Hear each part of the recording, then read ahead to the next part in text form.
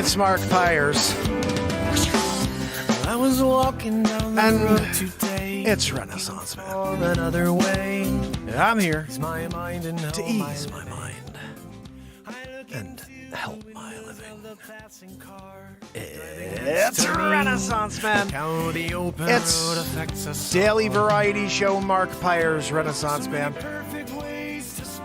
I'm here to connect with you, to amplify your current state, and I'm here with you on day 1,335 in a row of the Renaissance Man show. And we're going to get into it just like we do every single night. Tonight we're going to do something a little different. We're going to take some Zoom call-ins. We're going to probably play a little bit of music. We're going to do a little news. I got a couple comedy news stories for you. So we'll get into a few things tonight. It is Saturday Night Live. So I'll pop the link to Zoom into the YouTube, so all you have to do is head over. But before we go further, please subscribe, share, let people know we're here, dropping it, letting people know. We're getting down like we typically do on a daily.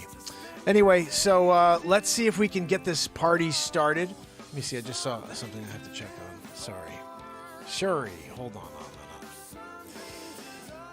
So I'm just getting TikTok set up over here.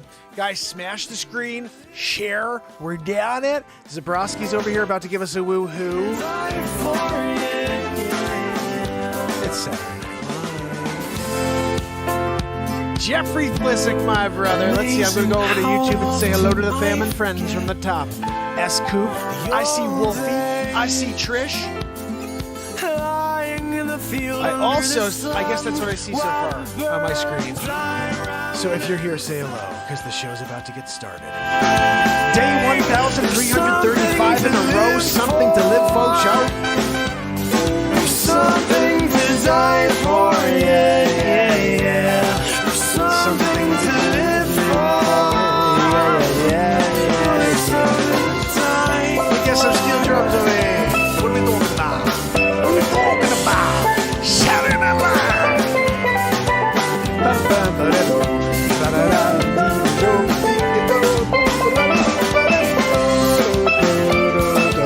Guys, there's something to live for. Something to live for. I need more, yeah. Something to die for. Oh, won't you give me more? Hey, so many perfect ways to spend your days if you need. Oh, wow, something to live for, yeah. Something to die for, yeah. Guys, Matt Zabrowski's just about to drop a woohoo on us, so you better not go anywhere. Share, smack the friggin' screen. Something to die for, Zabrowski, ready? There's something to live for. Matt Zabrowski, it's your turn to drop a friggin' woohoo on the world. Bring us up a level. Just like that, you know? Like, I was here, now I'm here, and then we're going up to there. When we're here, Renaissance Man style, day 1,335 in a row. Doing it. You know, process of, you know. I tried to do something today for you guys, because I was realizing I'm watching back some of these songs that we've been recording lately, and the one thing that misses for me is I can't freaking see my hand. Like, I can't see my left hand. I see the right hand a little, but it's because of where I have to sit in order to do this show. So I moved the camera. It still didn't work. So you still can't see my hand. So I thought what I have to do is get the loop in, and just, you guys have to remind me, dude, move back. You know what I mean? And sometimes you're in the middle of it. And what I'll do is I'll just push. I'll put the jam on. We wrote this last night. And while that's going, I'll just slide back a little bit, you know what I mean? And then, what do you know? Joanne, freaking in the way, right? And then back here, wires.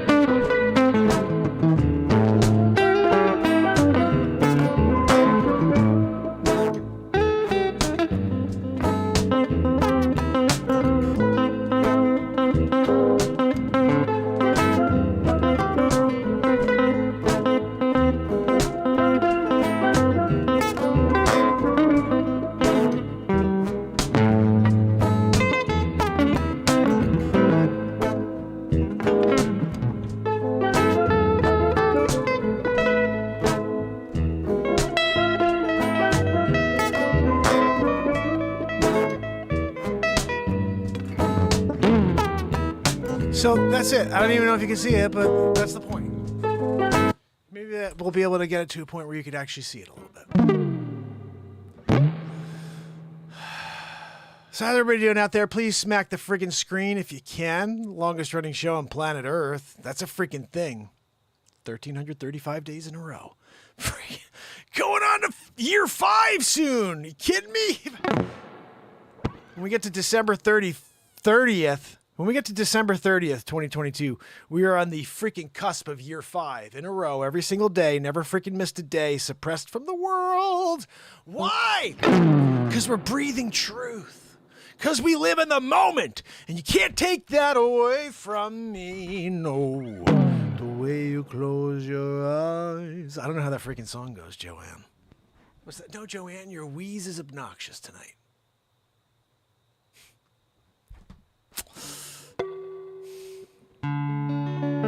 So we're going to take some calls in a few minutes on the Zoomaroo. I'm going to send you guys the link, so all you have to do is head over. This guitar is wildly out of tune. So, that's a thing. We're going to put it down. Maybe we'll play this in the process.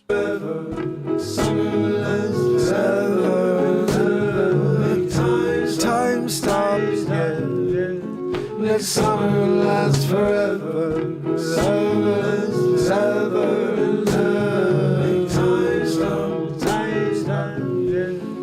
Summer lasts forever. Yeah, yeah, yeah, yeah, yeah. Time stop, yeah. Summer lasts forever. Summer lasts forever.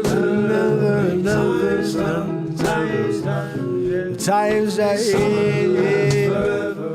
Summer lasts forever.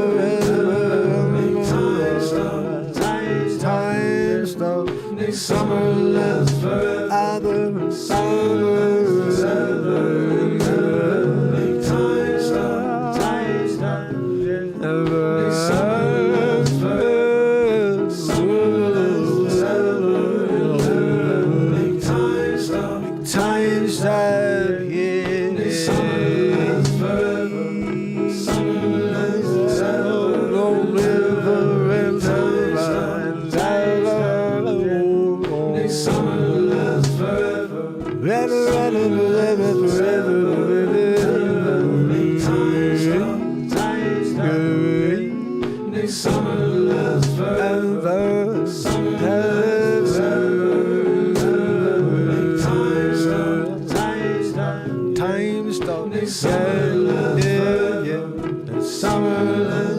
Oh, Joanne! Where the frick did I go?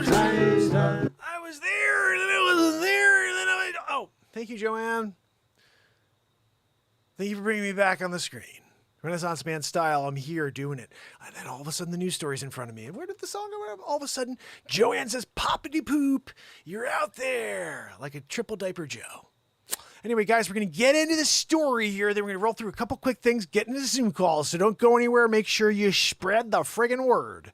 Like you spread a freaking peanut butter and jelly sandwich, which I could use right now. 1102, PB&J in it. Elon Musk says the world has a bigger problem than global warming. Joanne, let's see what this is about. Western countries continue to focus on wrong priorities. The billionaire CEO of Tesla seems to be saying. There is one point on which critics and fans of Elon Musk agree. It is that the billionaire is a defender of the environment. Musk co-founded Tesla. I say Tesla because he says Tesla, but I don't like that. It's Tesla, okay? Nikola Tesla. Maybe his name was Tesla. And Nikola called himself, my name is Nikola Tesla. And that's why he's doing it. Because you know what? He's pretty well read. Pretty sure that Elon Musk is saying Tesla because that's the proper way to say it. We're like, yeah, Tesla. You know what I mean? It's got Tesla. He's like, no, dude, you kidding me? It's freaking Tesla. Look, I did the work. I went and did the research online. And, yeah, I had a baby 2XY794 Q476 pi radius of 7. By Menon. So, guys, if there's a point in which critics and fans agree, Joanne, we just read this part. Tesla is a... Joanne, now I'm confused on which one to call it. What? No, I'm not going to call it wheeze. Oh, that she didn't say anything. She was just wheezing. Tesla is to protect life on Earth. SpaceX is to extend life beyond, the serial entrepreneur said about a mission or two of well-known companies on July 15th. All right, look, I could have read that right there from the tweet, Joanne, instead of doing it from their stupid article. This is because the overarching, I'll say it's overarching. I like arc over arch. What do you guys think? Like, it's either the freaking golden arches or the old golden arcs. I think the McDowells have a freaking lawsuit coming at them. You know what I mean? Coming to America style. You there doing the golden arcs?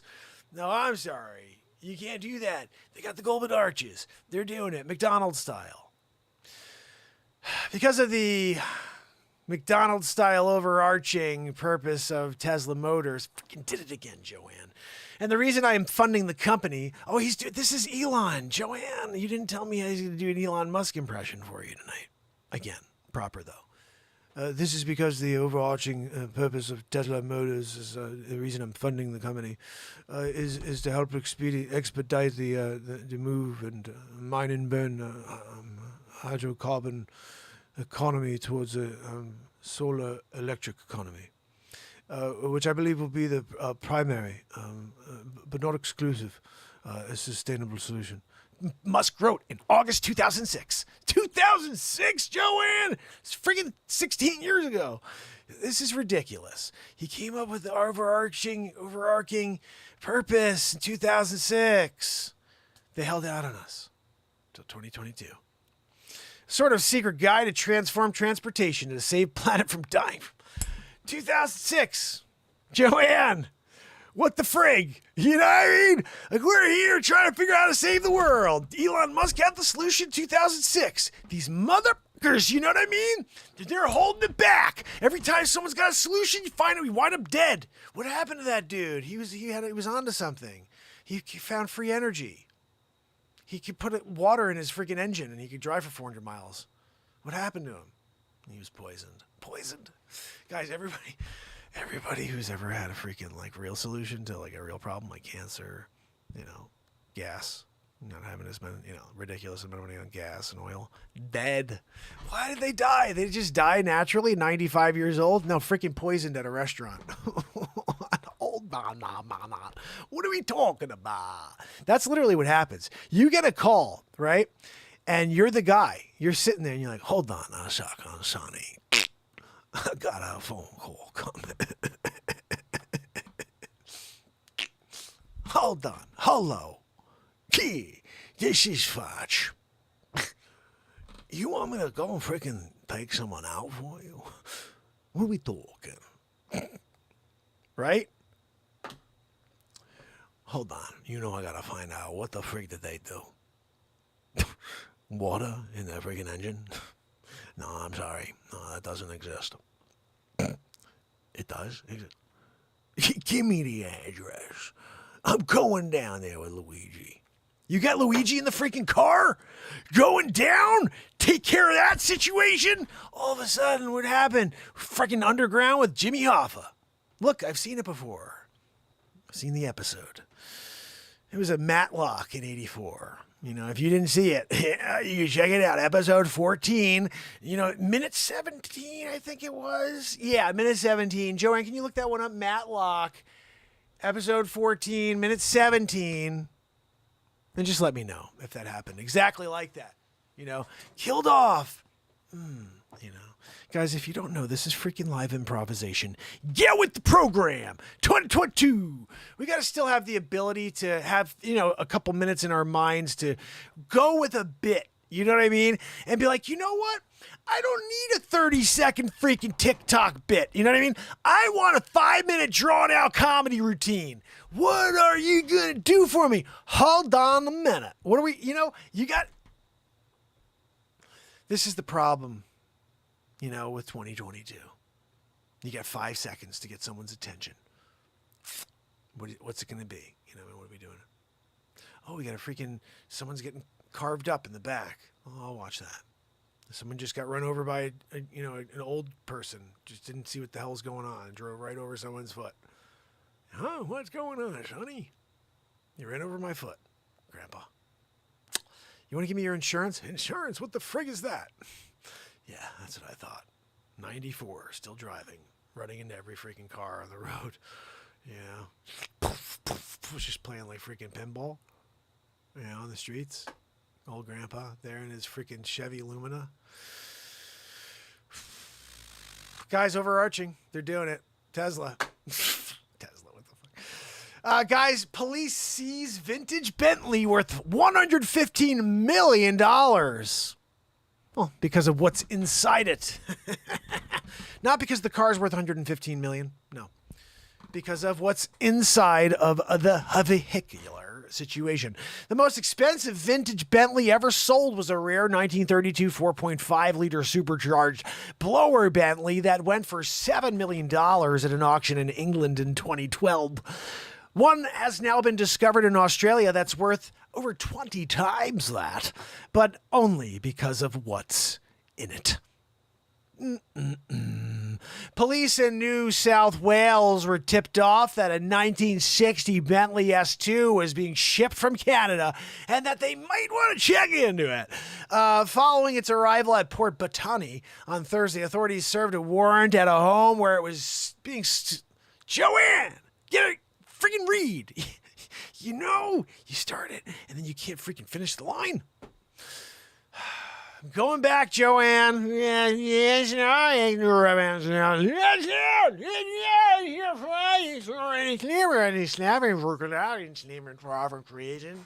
Following its arrival in Port Botany on Thursday, authorities served a warrant at a home where it's being stored, seized it, and had it x-rayed. Joanne.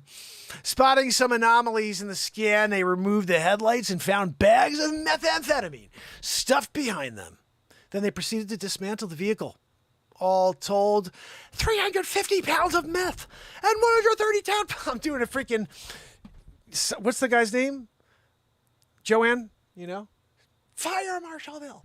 Were you doing a Fire Marshal Bill? 350 pounds of meth, 132 pounds of cocaine, worth about $115 million were discovered within the car. Joanne, call your freaking friend Lou. You know that guy, he cuts it up with freaking baking powder. Baking soda? Which one? Joanne, check it out. Go Google it. You know? Joanne, what the frick are you there for? You can't do a Google search for me and just find out if it's your baking soda or baking powder that they cut it up with, you know? And then we could just finish the story. It's not in there, Joanne. You didn't get me a story that was descriptive enough, that had everything about how they cut it. But there were 350 pounds of meth, 132 pounds of coke, and it's worth about $115,000 million. It's Biden math for you. Huh? What? Hold on a minute. It was worth around $115 million.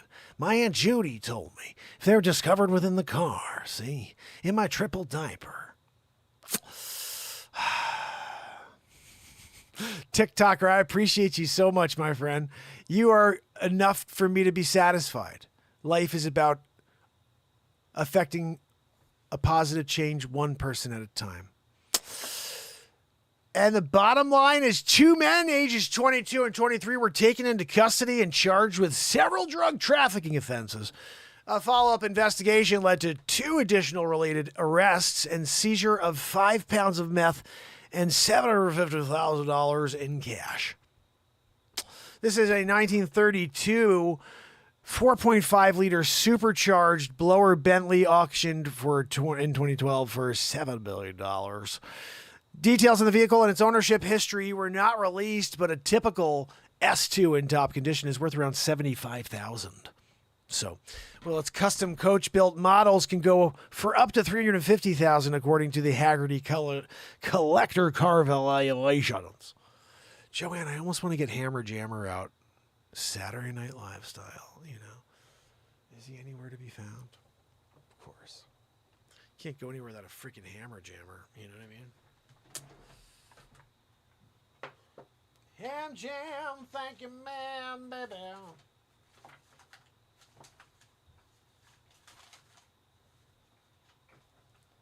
Oh, please tell me this is exactly what I need in the moment. Oh, is it? Nope, just one. Sometimes when you're doing it and you only can find one piece of freaking tape that you need in order to do it right. Hammer Jam Special. with one piece of tape. There's got to be another piece of tape. I just got to look. Oh, there's some. Problem is these are not cut. That is the issue with these. I don't have ones that are cut. All right, we're going to put hammer on with one piece of tape. Oh, I got an idea. Joanne, we're going to double-decker a piece of tape today.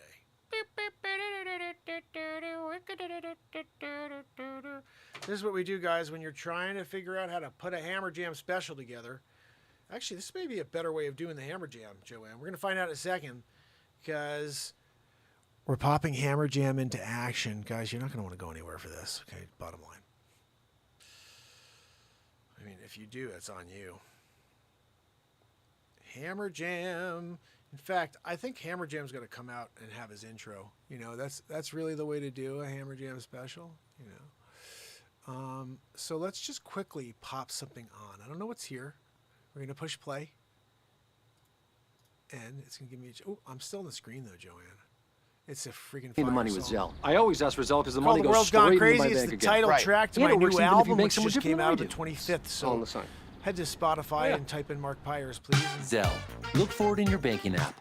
If you like this song, send $1 to Venmo, and I will send it over to you.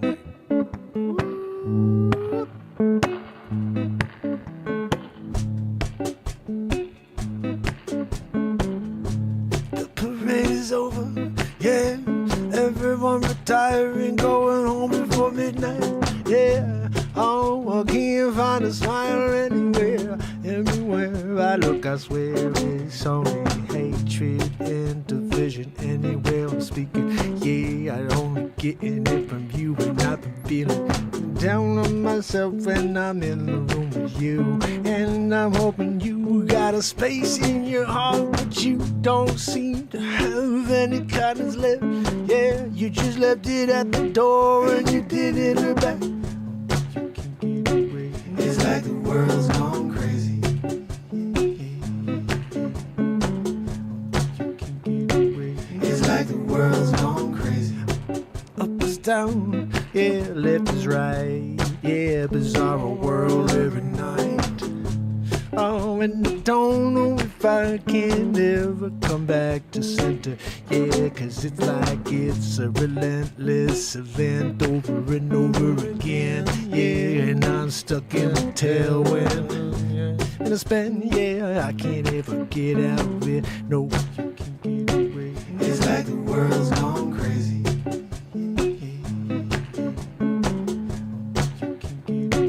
It's like the world's gone crazy.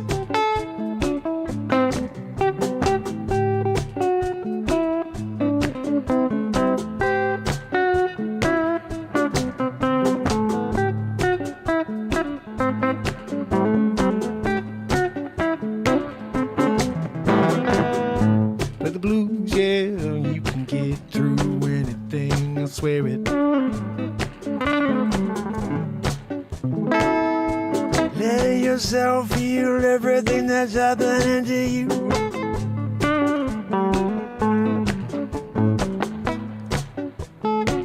It's like the world's gone crazy.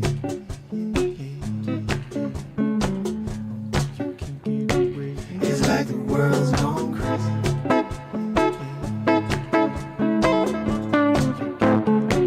It's like the world's gone crazy.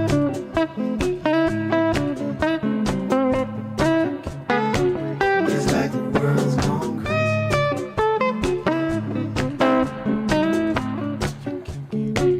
It's like the world's gone crazy.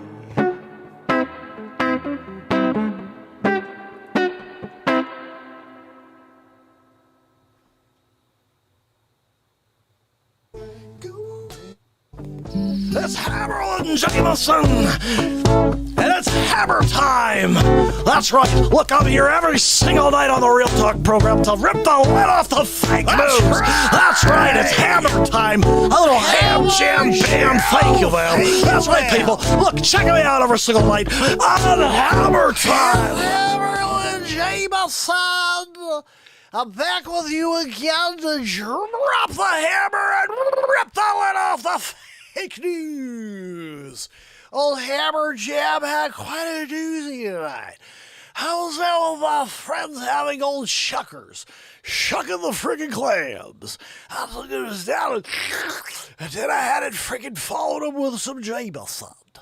When you got a bottle of Jameson and you could take a couple of sips and a couple of friggin' jugs of Jameson product, you know you're doing well. Especially when you friggin' have a mustache that won't stay on for the bet. Ham Jam, thank you, ma'am. I'm gonna put this friggin' mustache on.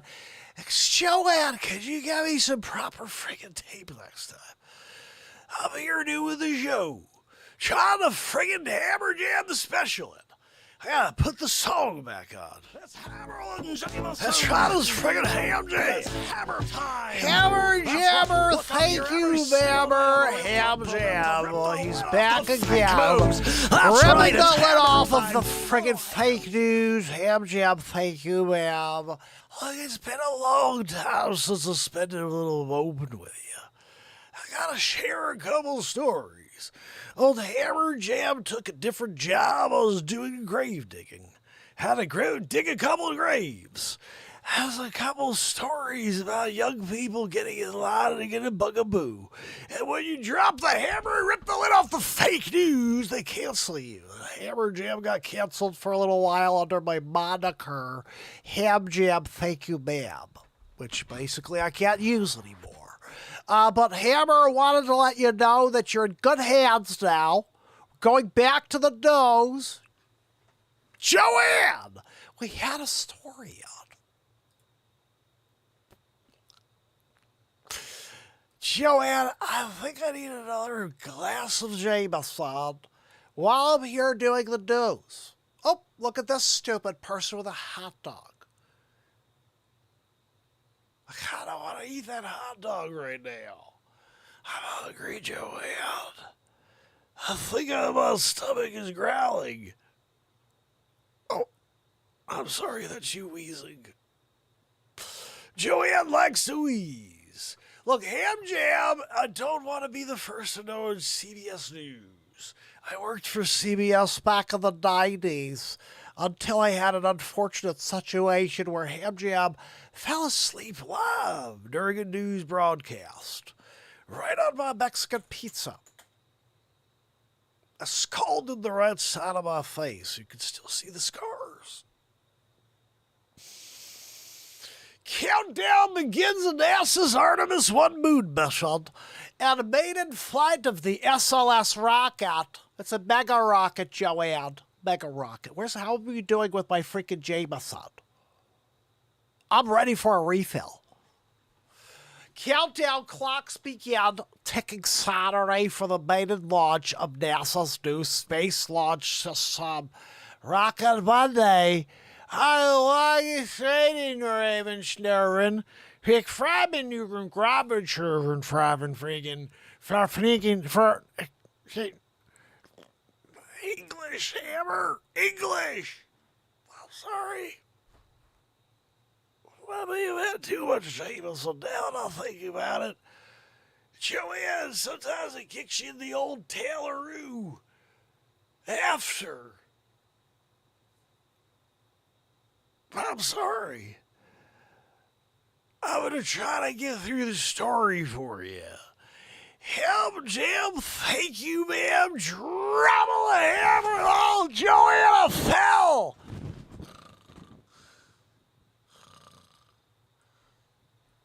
What? Joanna, if it wasn't for your wheeze, I never would have woken up.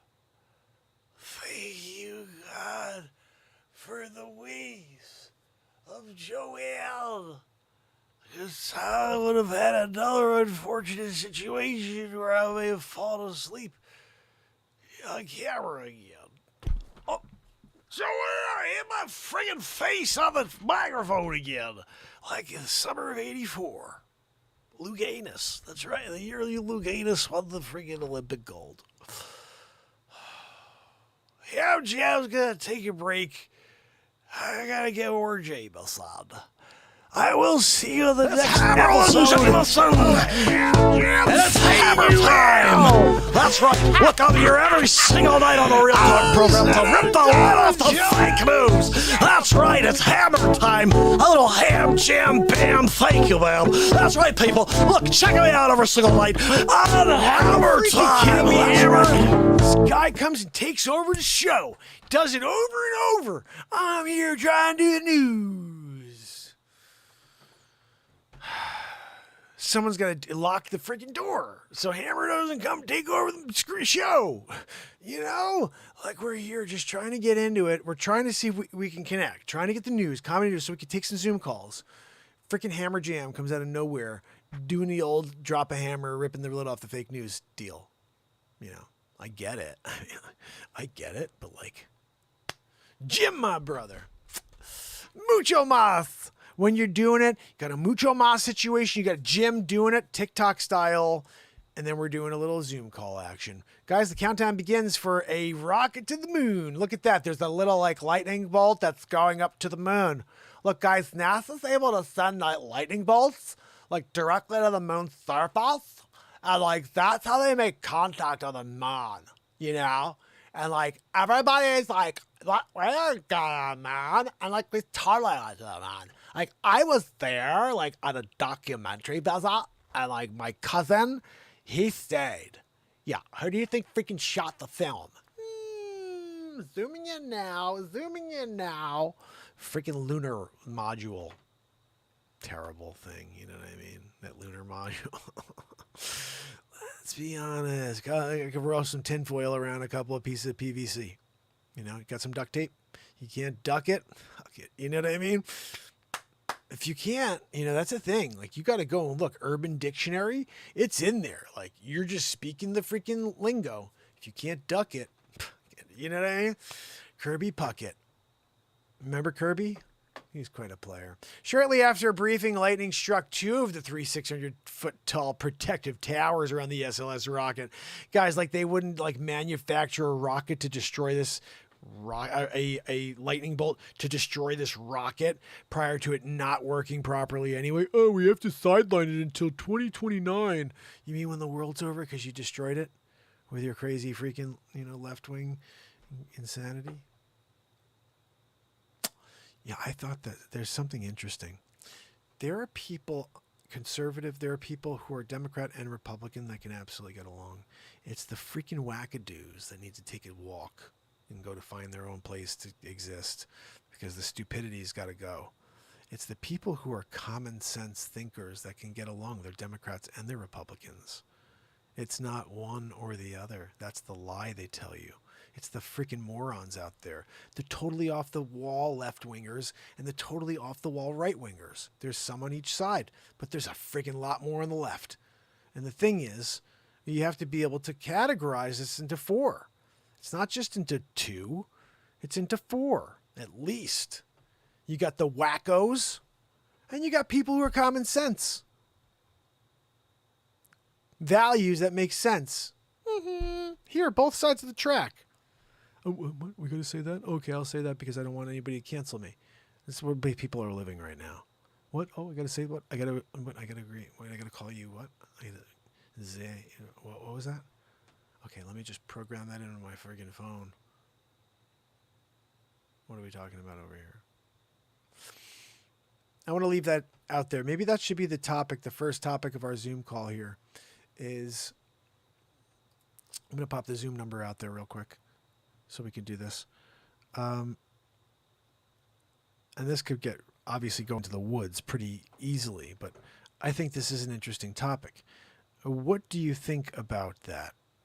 About there are common sense thinkers on both sides of the track. This isn't a red and blue, you know, like that. It's just one, you know, it's almost like a stereotype. That's the thing. It reminds me of the stereotypes you hear in the world. I went to Toronto once.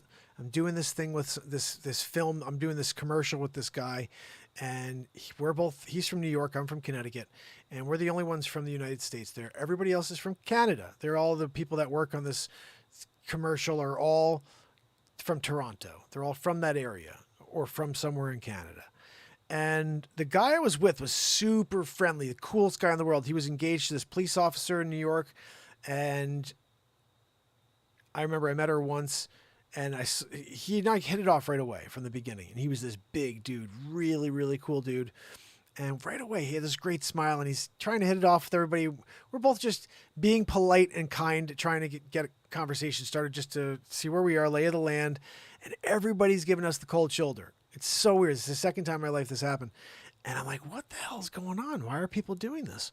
And finally, there's this one kid who was like long hair, totally reminded me of some like hippie kid, cool dude, like must have loved music type of guy, you know? And we all of a sudden started talking to him, and he let his guard down. He was cool. And we're like, what is the deal with everybody?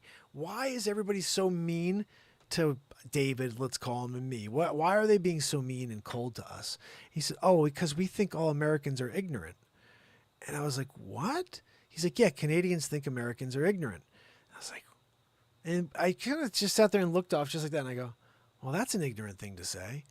And we all kind of chuckled. And I said, there's ignorant people everywhere. I said, but they're not in one nation, you know. There's just ignorant people everywhere. You could find them in Canada. I said, in fact, it's a pretty silly thing to say, but there's, you know, this is just like every other stereotype. You can't boil everybody into a stereotype, including a political party. Somebody was telling me today, it was very interesting. Same thing. They said, I don't want to be called anything. I want to hear every situation, and I want to give you my response and say, this is how I feel. Common sense. Does that mean I'm this or I'm that? I don't know. Because sometimes I may be saying something that's more like this and maybe thinking I agree with something a little more like that. I don't know. But the point is, we have to stop dividing the way we divide and say, well, if you are on the other side, that means you're my enemy. When the reality is, we have so much more in common than the few things politically that we kind of butt our heads on. That's fact. I can go through a list of 1,000 topics, and everybody can get along on those things. That's why most times you're running into people and you're getting along with them. Social experiment style. If you walk in and you run into anybody, you can have a conversation with them and get along with them. It's when you start bringing up politics, religion, money, gender, then you're in trouble. Then all of a sudden you create World War III, Civil War. And it's a sad state of affairs, because we should be able to carry our opinions proudly and not be called names. We're just expressing ourselves. That's the reality of everybody on planet Earth. We're just expressing ourselves. I just want to say how I feel without being condemned, persecuted, canceled. If it's not something you agree with, you should say, okay, and you scroll. Or I'm just going to shut that off. Or I'm going to just change the channel. Or I'm just going to stop thinking about that. But the concept that in 2022, you have the power of if you are someone who feels like you are threatened, or if you feel like it's something that's too much for someone else to hear, that's a problem. That people who are users of an app can decide if something is over the line for other users is mental. I've had that happen a few times where someone came in and they were like, oh, this is inappropriate. And talking about maybe a topic that now all of a sudden is okay to talk about, like what we went through for 2 years. But if you talked about it all during those 2 years, they'd pull you down and call you misinformation. It was so crazy, but that's what happened. And someone said, oh, this is misinformation or whatever. And I was just talking about something I heard. It was really weird, but it happened. And that's when I came to this kind of a epiphany that one person had the ability to go in there and say, this is me. You can't tell that to the next person. This is threatening them and bodily harm. I'm like, bodily harm? You did that to yourself, okay? You did that to yourself when you trusted the psyop. I mean, science. I'm sorry. Science. But the reality is this. New information comes to light every day. I said something from the beginning of the pandemic that I maintain to this day. Let's let time tell. Let's let time tell. Let's see what things look like in 30 years. Hopefully we're around to see it. Hopefully we're around in 5 years, 7 years, 10 years to see it, to see the ultimate ramifications of the events that took place over the last 2 years. But currently we can't get perspective. We're too close to it. Some of us are too close to it. Some of us have the perfect perspective, and we've had it the whole time because we were skeptical. I mean, and with good cause. Our entire lives, we were told that every single thing takes time in order to determine if it's safe and effective. Those two words were used so much for the first year and a half. I still hear it occasionally. Like, they're still pushing the idea of safe and effective. I'm like, the word effective has a meaning that you guys should look at with me right now. We did this the other day. Like, what's this mean exactly? Just to see exactly what the word means. Because we want to know when we're looking up the word.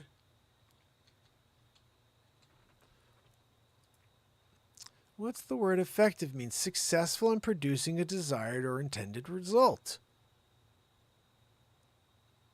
So what was the desired or intended result of the bugga boo, bugga bugga boo, boo boo boo boo boo boo? It was to stop the pandemic, right? So that is a bunch of horse crap, manure, whatever you want to call it. And that's where we live, the world we're living in. It's kind of crazy. But I do want to say something. Be you. Express yourself. I love you for it. I will never, ever send a message saying that you shouldn't be heard. Your voice is too loud and too offensive. And the things you're saying is misinformation. I don't determine what misinformation is. And nobody on this app should be able to do that, because we're all looking at false information constantly and saying what we think and what we know. We don't know crap. We're all so diluted with so much information. We're so sidetracked by the negativity. We can't step into the light long enough to say, holy friggin' cow. That's the scary part of where we are. We go through the cycle here on this planet. And we're in this really, really messed up part of the cycle where this is like a rebirth coming up. But it starts with a lot of really messed up events, despair, and scary times for people. I'm not trying to scare you guys in any way. I'm just saying that's the world that I see. I'm not making up something. Oh, guys, look, what are we in for? It's a freaking messed up world no matter where you look. Everywhere you look. That's why these clips on TikTok do so well, where you see someone giving money to a homeless person. Because that freaking stuff doesn't happen in the real world. You see this guy, Bond, look, I want to give you $500, give you $1,000. You know how many people I saw in New York City there waiting for someone to come by and give him 50 cents? You give $1,000 to one guy? I want to see you be the guy. You know what? Can I get a sponsor out there to throw me $1,000? Because that's what he has. Give me $1,000. I want to go there and give $50 to 20 people. 200 people, whatever the frick the number is. Because that's a lot of money to one person. They can go out and do something, go out and get a bite to eat, go out and get a place to stay, or at least just feel the appreciation of some gesture. But there's too many people out there. Nobody gives a crap about them. They're literally on the streets. Some of these stories you hear just make you want to cry. And you see it all the time.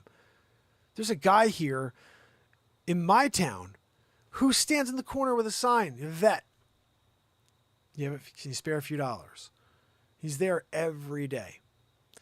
And it's amazing to me that we let our vets literally out on the streets after protecting this country, after putting their necks on the line for this country. You know, what I would like to see is a roll call for the entire military.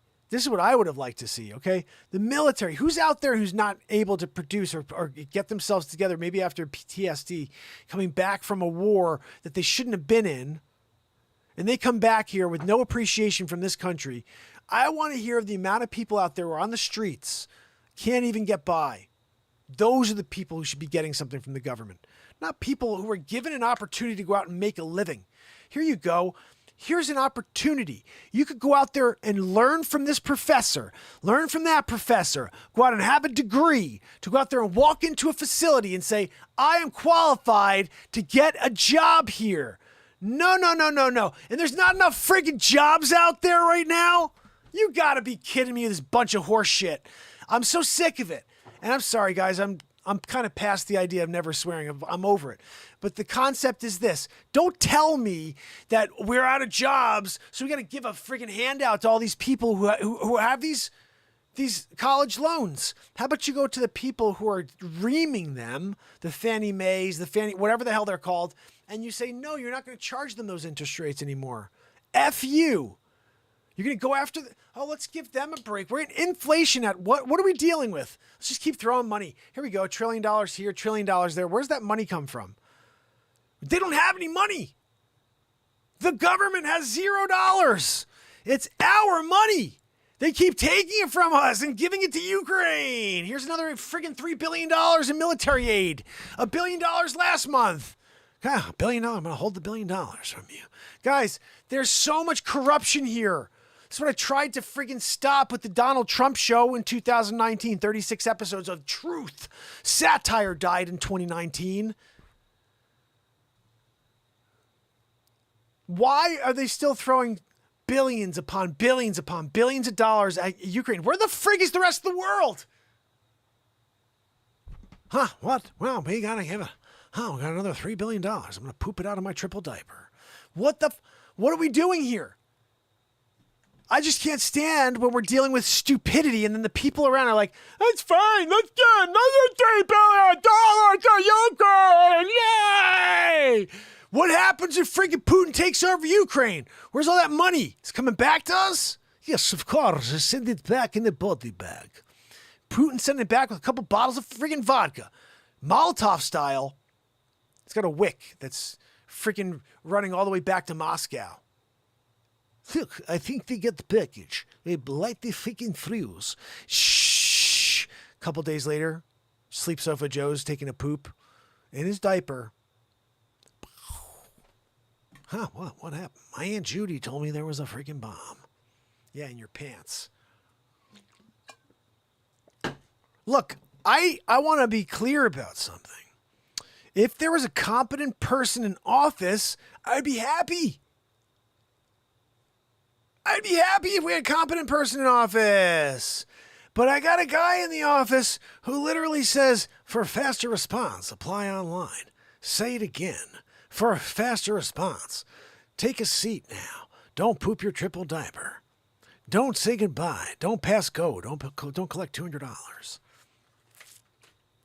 He just reads poorly. You know, we're going to celebrate the Holocaust. What are we talking about? It's sad. And this is why I want to say, like, we have so much to champion within the community of the human race. Forget about the friggin' 4 topics that are destroying us. TikTok and YouTube and Facebook, Instagram, they exist on these 4 topics.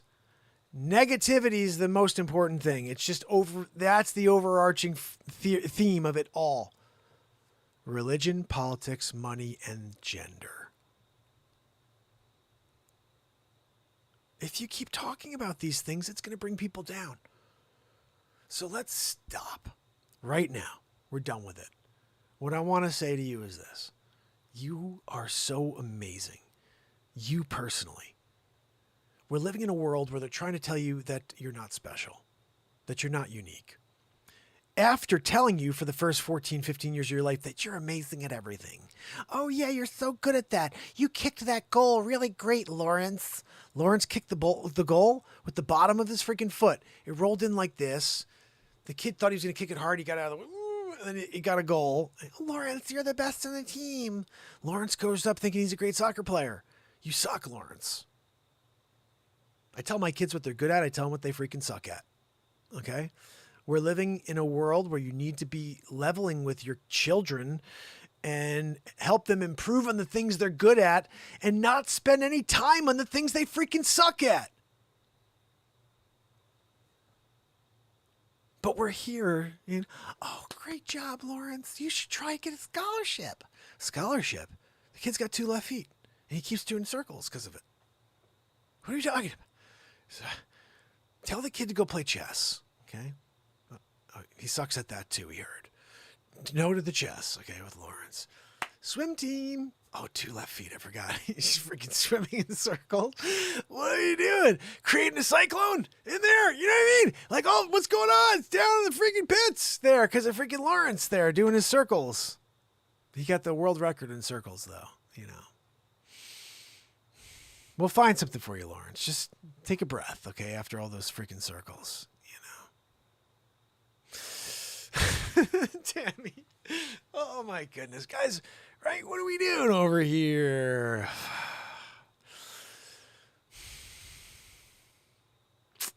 Poor Lawrence, you know. We found him a job, though, like at the rodeo. Because the freaking bull could never catch him. You know? Just doing circles. What the hell? He missed him again. Who needs the freaking red thing? Got Lawrence there now. He's like the best at the bull. He won the championship. That was when they finally started telling me he was good at something. Lawrence, you are the bull ring master. You know? How many events has it been without you getting pierced with a freaking, you know, bullhorn? You know? That's impressive. That's impressive. What? 7 times, guys, 7 times. Lawrence, not one piercing from the freaking bull, 450-pound bull. You know, he just happened. He's coming at him, but Lawrence, he's running in circles. You know, look at that. He made the Olympic circle. You know, like the 5 circles for the Olympics, where they, you know, he did that one, and like that was his move, like his trademark move. They ran into an issue, trademark issues, though, when he tried to make his shirts, the rodeo shirts, the Rodeo King Master #1, and he had it with the Olympics because that was his move, you know, trademark signed, and then they were like the Olympics, they you know, brought him to court, libel or whatever it was, I forget. Joanne, what did they bring him to court for? Slander. What are you doing it? You know, and then Giggles was here, guys. Sheets and giggles. When you're doing it, right? Sheets and giggles. Guys, we're here day 1,335 in a row. Longest running variety show on earth. It's a live improv comedy show, in case you're trying to figure the freaking hell out of what the hell is he doing over there? Wow, guys, you come down. Saturday Night Live. Oh no, of course. You go down. It's Saturday night. Live. Wow, Rockefeller Center. Down here, New York.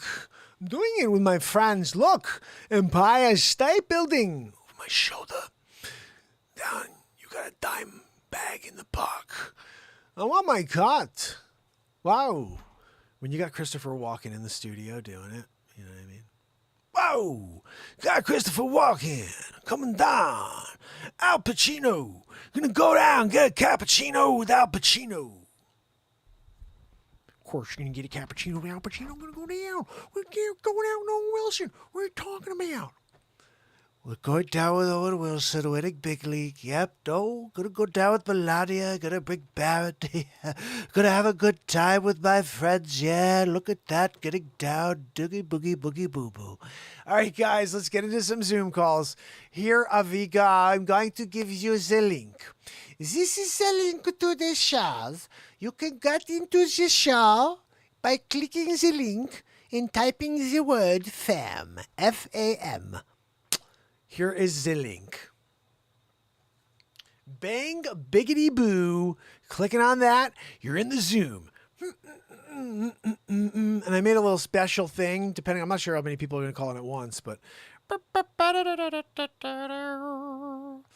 did this. Check it out. If I can find where I put the photo. There we go. This is the right one. I made something special for tonight's show. It's called the Family Call-In Night. Background thing, whatever. I don't know what the hell it's freaking called, to be honest. You know. But when we do that and you do it and together we're doing it, everybody's happy. You know. So that is there. I'm going back to the screen. I'm going back over here to get our first call, Zoom style. And maybe what I'll do is I'll grab this soul guitar here, you know. Dolores, how are you? Wow, Dolores, you come down, hanging out. Saturday Night Live. Wow. You share the show. You tell your friends. Oh, it was there last night. You know, had a good time. Of course. You go down, your friends, you good times. Renaissance Man. Who know? I did. I told you. Go. Have a good time. Call me afterwards or during, whatever. You gotta make up your mind. You do it. You down in the corner, right? You go to the deli, ask for Oscar the Grouch. He's really bad mood all the time. He's in a bad mood. You go, say Oscar.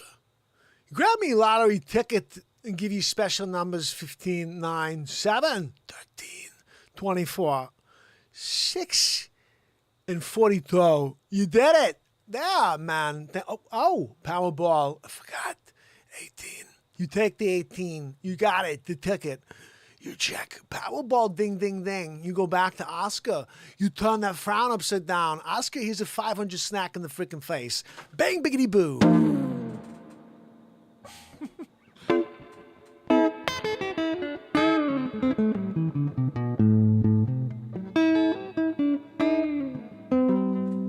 I gotta get my pick if we want to play a little something here.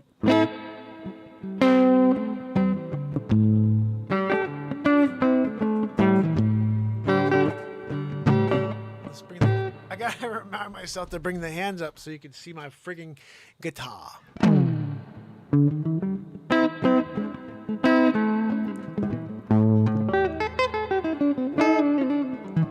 Guys, Wolfie is on the line. We're calling our brother Wolfie into the show. Rock and roll, Wolf. Wolfie, you there, my brother? Here. There he is. Let's see if we can get you on. Do I have to invite you to turn the video on? Or he's pulling it There in. we go. There he is. How we doing? My brother, so good to see you. You too, brother. Wow, I love that you're on the freaking moon right now. Where are you? I don't know. I'm on my bed. My bed's on a rocket ship. I guess I could be the ISS. You got the best view in the world from there, my brother. I'm looking down on you all the time, man. I'll tell you what.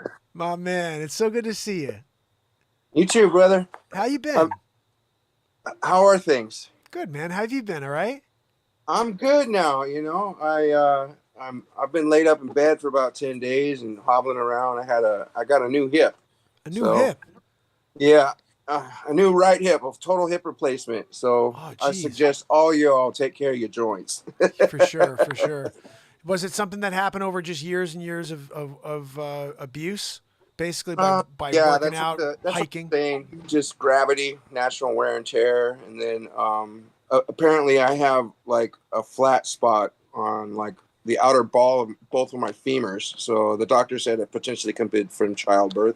So I don't know, because none of my other joints have arthritis. So anyway, I'm good. I'm here with you, and I'm happy to be back. I had to quit my landscaping job and start a new job and work nights. That's why I haven't been able to see you all and be with you at all. So I'm happy to be here. What are you doing at nights? Before my surgery, I had worked in a restaurant. And when I go back, I'm going to take over some managerial duties, and then that's awesome. Eventually take over the owner's job. So that's awesome. Yeah. That's awesome. Did you continue with your channel? I know you started a channel. No, I mean, I have all these ideas and stuff, but it's challenging. I don't have all the little gadgets and things. And I think I'm going to build out a Twitch channel at some point. So, oh, cool. Yeah. Once I get, as my cousin said, on my right foot.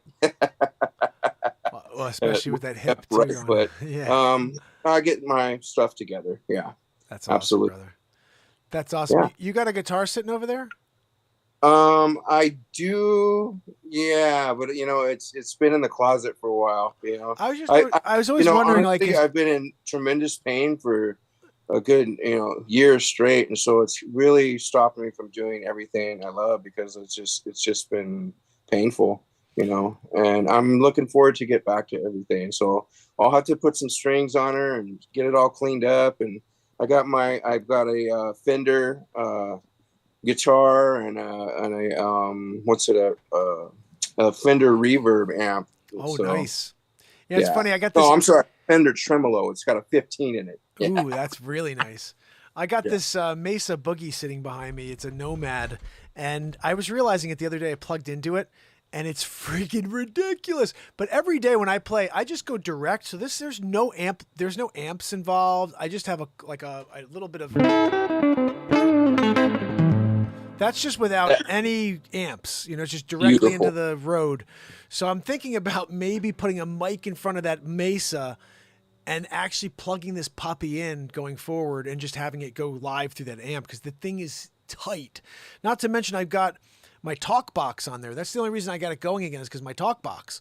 And I'm thinking to myself, I got to start using those things. The talk box should be a part of a lot of these jams, But I think what I wanted to try to do, and one of these days maybe I'll get Axe, because Axe has his whole rig set up. But one of these days is like, I want to get you or somebody to get a guitar on the other line and just be like, just play. And I want to see if there's a way to play live together. I've always heard you can't, that there's a delay. I just want to we'll see. Set it up, and we can work. You can work it through Zoom, and you don't have to have your audience and all that, and just get it together, work it out, work out the kinks, and then go live with it when you're ready. For sure, brother. Yeah, but I think it would be cool to try. I've heard it doesn't work, and it's probably a delay. But I'm like, we'll try it when we're live one day. I just was like, hey, if you had a guitar there, grab that freaking thing, play a G. Well, the thing is, with your looping, you can record what I'm playing on your end and loop it, and then it's in there. Well, yeah, but the thing is, the question is, can it be done live? Because I can loop like crazy. But the question is, can I have someone on with me, and while they're playing, I in real time could just be like, and it's over whatever you were jamming. You know what I mean? And without that delay. I've seen DJs mix together on Twitch, so it is possible. When I see that, I'll start asking around and ask their mods, because they do it. Absolutely 100%, and it's dynamite. So I got to find out, maybe there's a set of latency you have to set or something in order to do that with artists. But I'd like to start having musicians on for a Zoom call, interview them, and then jam out together, do a song. Pretty sick. You have a lot of great musicians in your chat, man. I mean, yeah, it'd be so much fun to do that. Well, I'm going to see. Maybe Axe winds up popping in tonight, and he'll call in. We'll see. But brother, do you have anything you want to throw out there, or say anything to the fam in the chat, or just to chat about? I'm just really grateful for such a wonderful community, man. You've stuck in there for so long, and everybody that's come and gone over the years here has just been phenomenal. And people stepping up, cleaning the clock, when the trolls pop in, and it's just, it's just been a wonderful experience. And your show, it will grow and grow and grow, and it's just going to continue to happen. Oh, thank you, brother. And I'm just grateful for what you're doing for humanity. Oh, you rock, brother. You rock, Wolfie. It's so funny. Like I saw you left a comment on that one video, because you weren't dominant. I was like, this is for Wolfie. Like, I'm always thinking about you, brother. I love you, bud. I really do. You're awesome. Oh, thank you. I love you, man. Yeah, I appreciate you so much. And there's this great picture, guys, that Wolfie sent me. He's up on a mountain. Man, that was such a beautiful view you sent me. And you know what it was? You had this look, this pride in your eyes, that was really beautiful to see. And I was like, that was my favorite photo ever, just to see, the human spirit right there in your eyes. It was amazing. And I was like, that's my brother. I'm like, I haven't met him yet, but I was like, that's my brother. You know what I mean?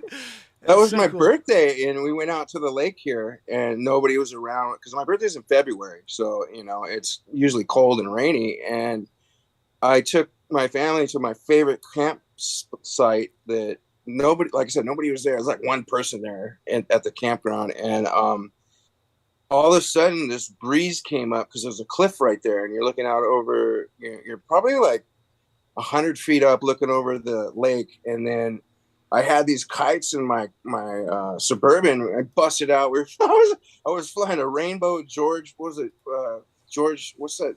Curious George kite, man, with the tail. And all of a sudden this big old hawk started flying and checking out this kite. Like he kind of didn't know what it was, and was just eyeing it and moving side to side as the kite was. It was just phenomenal, unbelievable. It was a great experience. And then after that, we took a few pictures, because it was just really so cool. Neat. And yeah, I had to share that with you. It's one of those just really wonderful experiences I had. It's amazing how many times in life when you can step away from the reality and just realize how connected we are to everything.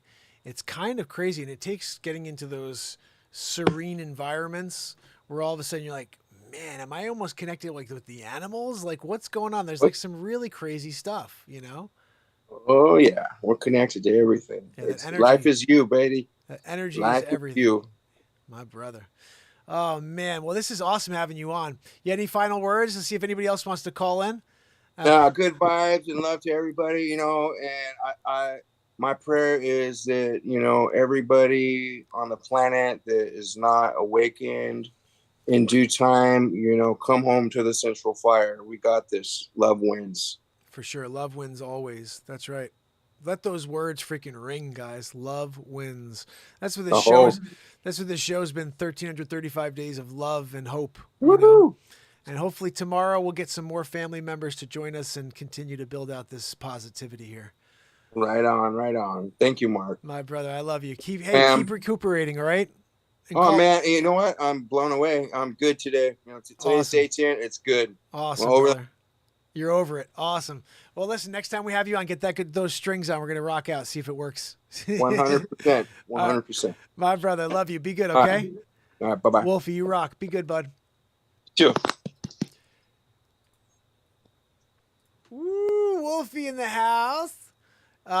So I'm going to pop this back up again because I think every time I click off, it goes back to a fresh, you know, like you get like 30 minutes or something like that. I'm going to pop it back over here, and it's just there in the background. It's not really there in the background, isn't it? Okay. Hold on. I'm going back over here to the main screen. We're going to just sit here and jam until there's another phone call. Zoom call. You guys have the link? I'll give it to you again. It is right here. As our brother Wolfie, so awesome. Send him some love so he can recuperate.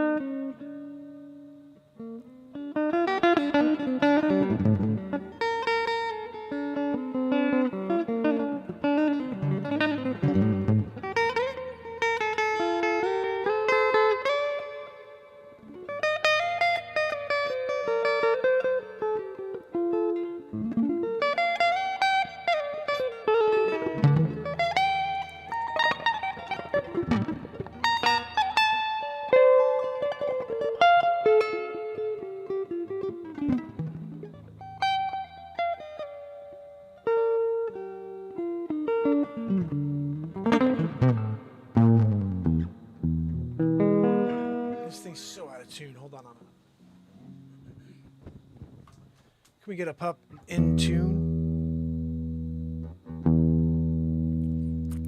Tad, my brother. Soul Shexteen, how are you, my friend?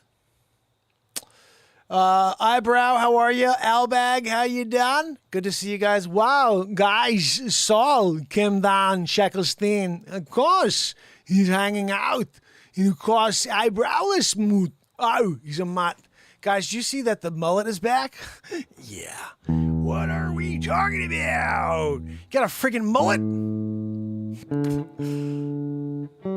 Okay, I told you. One time. You tell me one time, okay? You got a freaking mullet? Hey, Manny, you got a freaking shotgun, right? You take her and you freaking shoot that guy in the freaking face, okay? I told you one time. One time, okay? Ooh. What? That's what happens, Joanne, when you're like, and you're freaking ripping it up, you know? What are we talking? Saul, you rock, my friend. Rosa Dozen. Guys, okay, we got to come up with something. Cockroach, okay. You call it a cockroach? Okay. Hey, hold on. Hey, come here, you piece of white bread. You ever heard that? He calls her a freaking piece of white bread. You toast. you freaking wipe it. You don't get high as you don't supply me, okay? I know, no get supply and no supply me.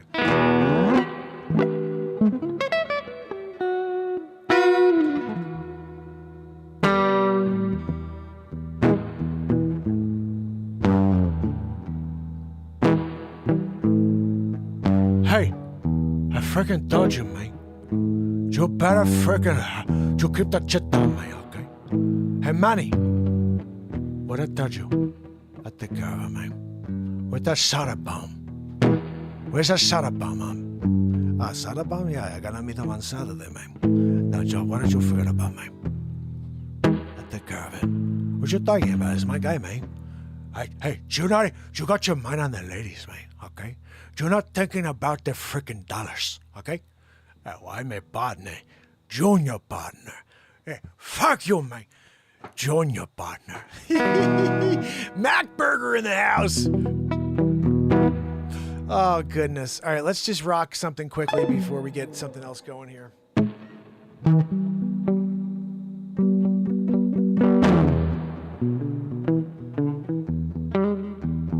Without the beat seat.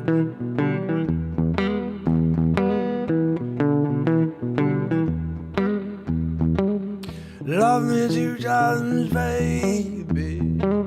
Love me twice today. Love me 2 times, girl. I'm blown away. Love me 2 times, girl. Last me all through the week. Love me 2 times. I'm blown away.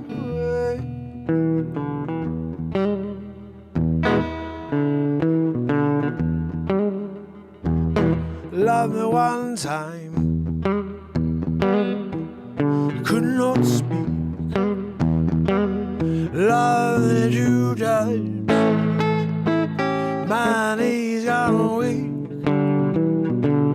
Love me 2 times, girl. Last me all through the week. Love me 2 times, and I'm blown away.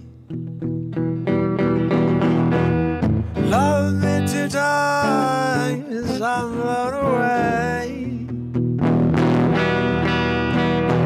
Love me 2 times, I'm blown away. Oh, love me 2 times, I'm blown away. Joanne!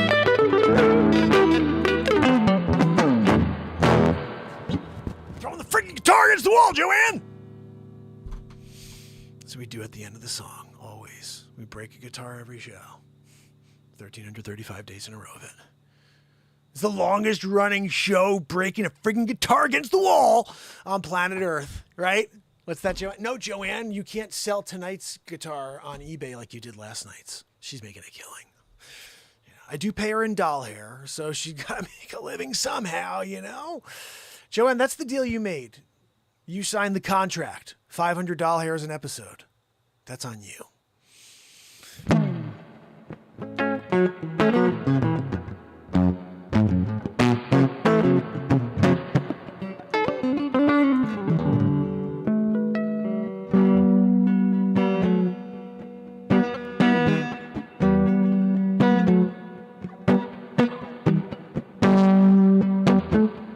I gotta get rid of something. It's just so annoying. That creates so much crazy stuff. You're gonna get rid of Get to Know America.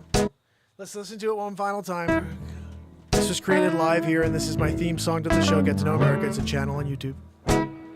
Get to know America.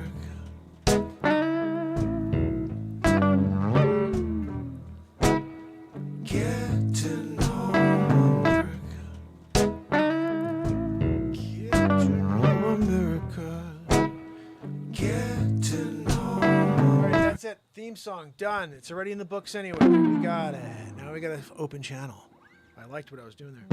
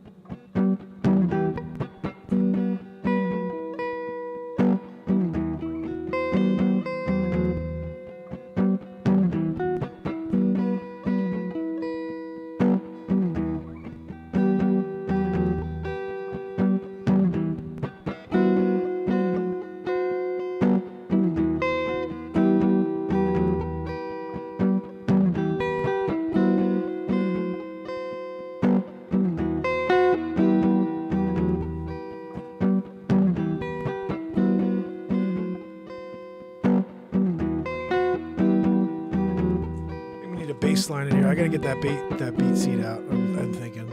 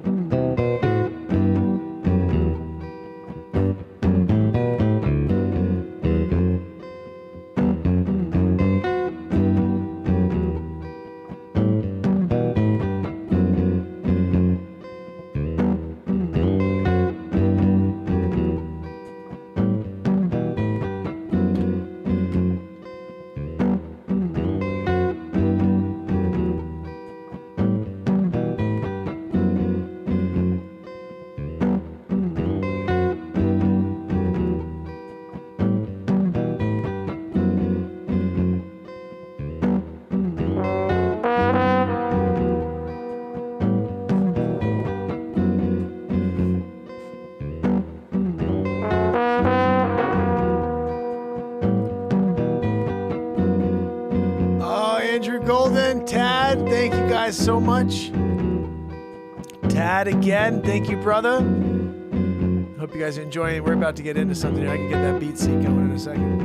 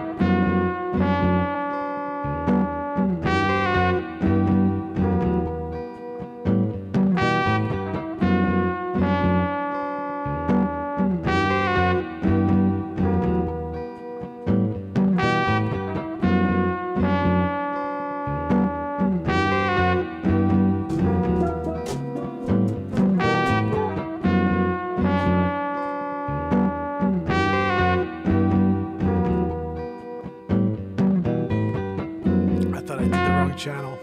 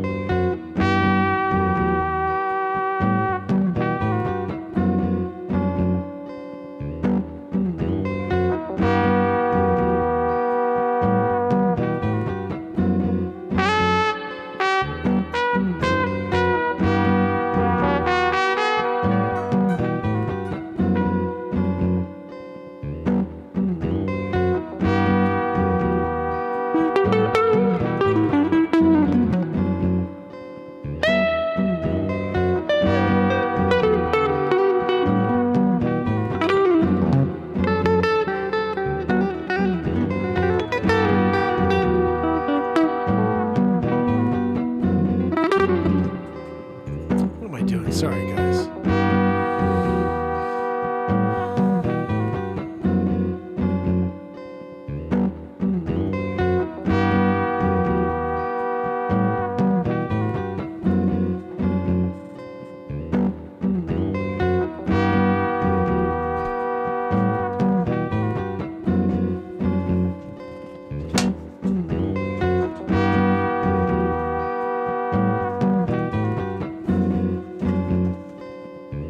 My invention, the first drum for singer-songwriters, the beat seat.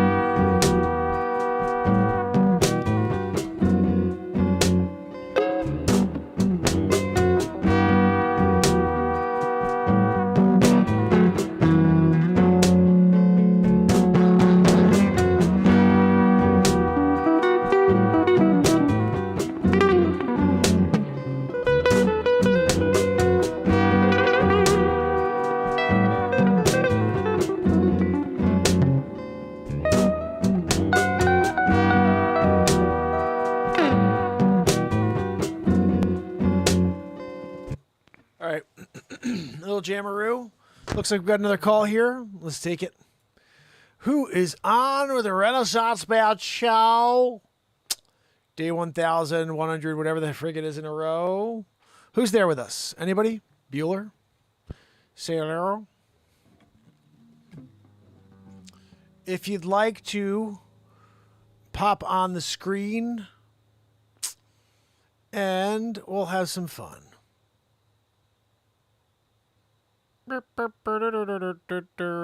Who's there? If you're there, say hello. Could just be a gaggaroo, you know?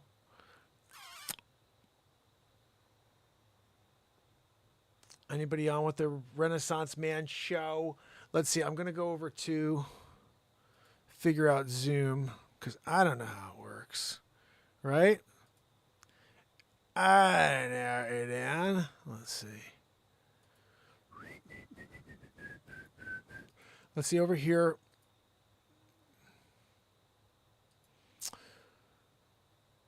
All right, it looks like that person's not there, unfortunately, whoever it was. Click back on if it was you. See when you're doing that? Down it. All right, there we go. We're open and ready for biz. Call in, ready for business. Send the Linkaroo again. Here we go. Linkaroo coming through. Enter the Clown's music plays.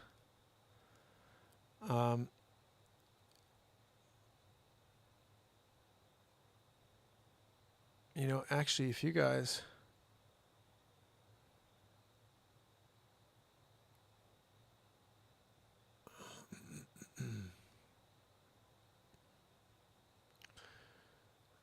Oh, Andrew Golden, you rock, brother.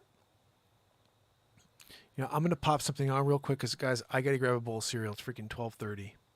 Hold on a moment before any calls. Let me just do this real quick and pop this on for you guys. This right here. Actually, I don't even know what to put on.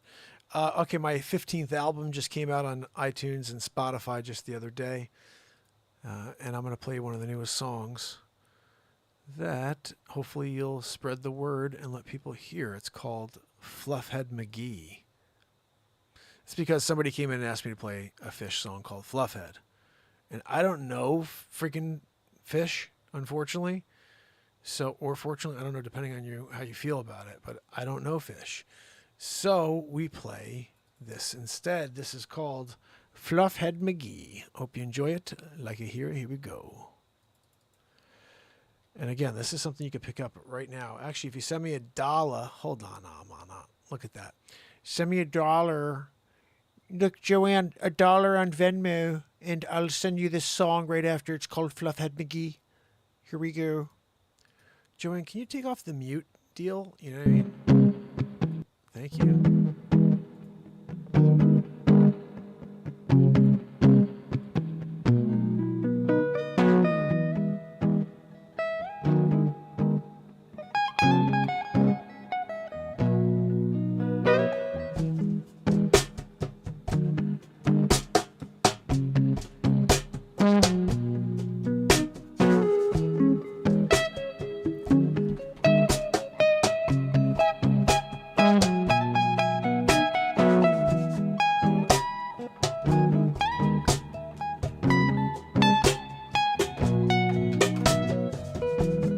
Walking down the road, yeah, everybody knows it's Fluffhead, yeah, he got the look, yeah, everyone to take a picture, yeah, they want to get down.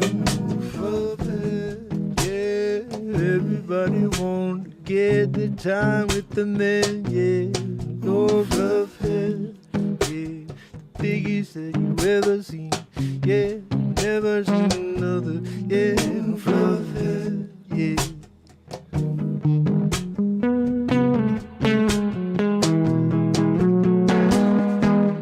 Fluffhead knows he's the show, yeah, everywhere he goes, everyone looking, but he don't mind, no, he been growing them locks for years with them. That big puff head can't walk through a door, no, yeah, get stuck 3 out of 4, yeah, they gotta kick him through. Oh, Fluffhead, don't you know you should trim it now and then. Oh, Fluffhead, yeah, everybody want to get the time with the man, yeah. Oh, Fluffhead, yeah, biggest that you ever seen, yeah, never seen another, yeah, Fluffhead.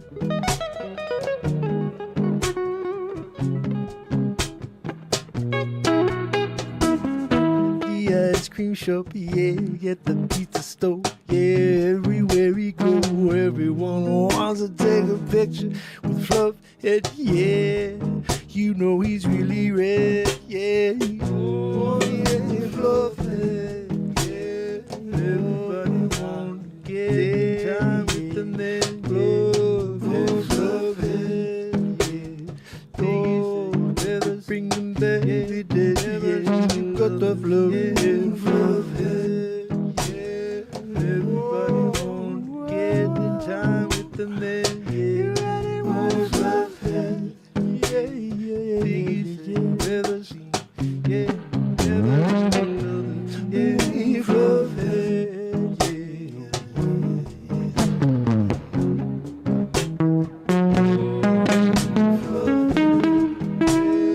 everybody want to get the time with the man, yeah, oh, Fluffhead, yeah, everybody want to get the time with the man, yeah, oh, Fluffhead.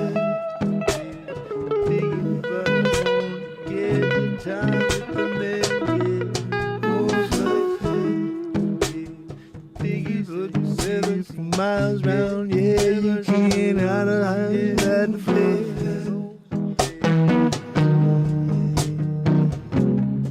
Whoa, yeah, be said, yeah, you can't see another head the size of it.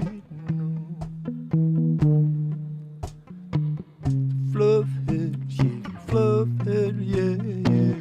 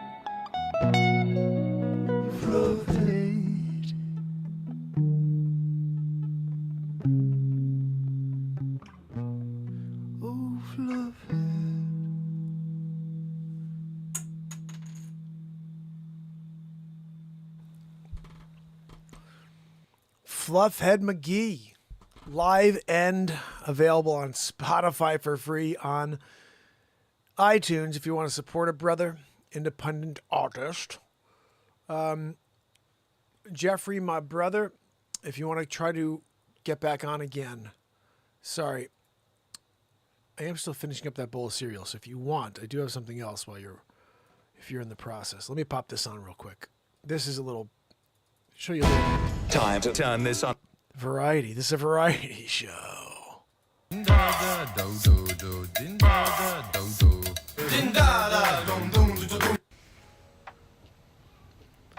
me tell you a story. Young man, you come down, you start a show. December 31st, 2018. He says, try to make a change, effect a positive change. One person at a time. Who knew he'd have such a hard time reaching the world with the message of love and light? He does anyway. Show up. Today, we're going to overview some of the people who've been watching the program for a long time now. You're going to say their thanks. Pires Renaissance Man. Hi, Mark. It's Dr. Evil. I just wanted to say... Wait, where are you taking me? I'm trying to say a couple of messages to the Renaissance Man.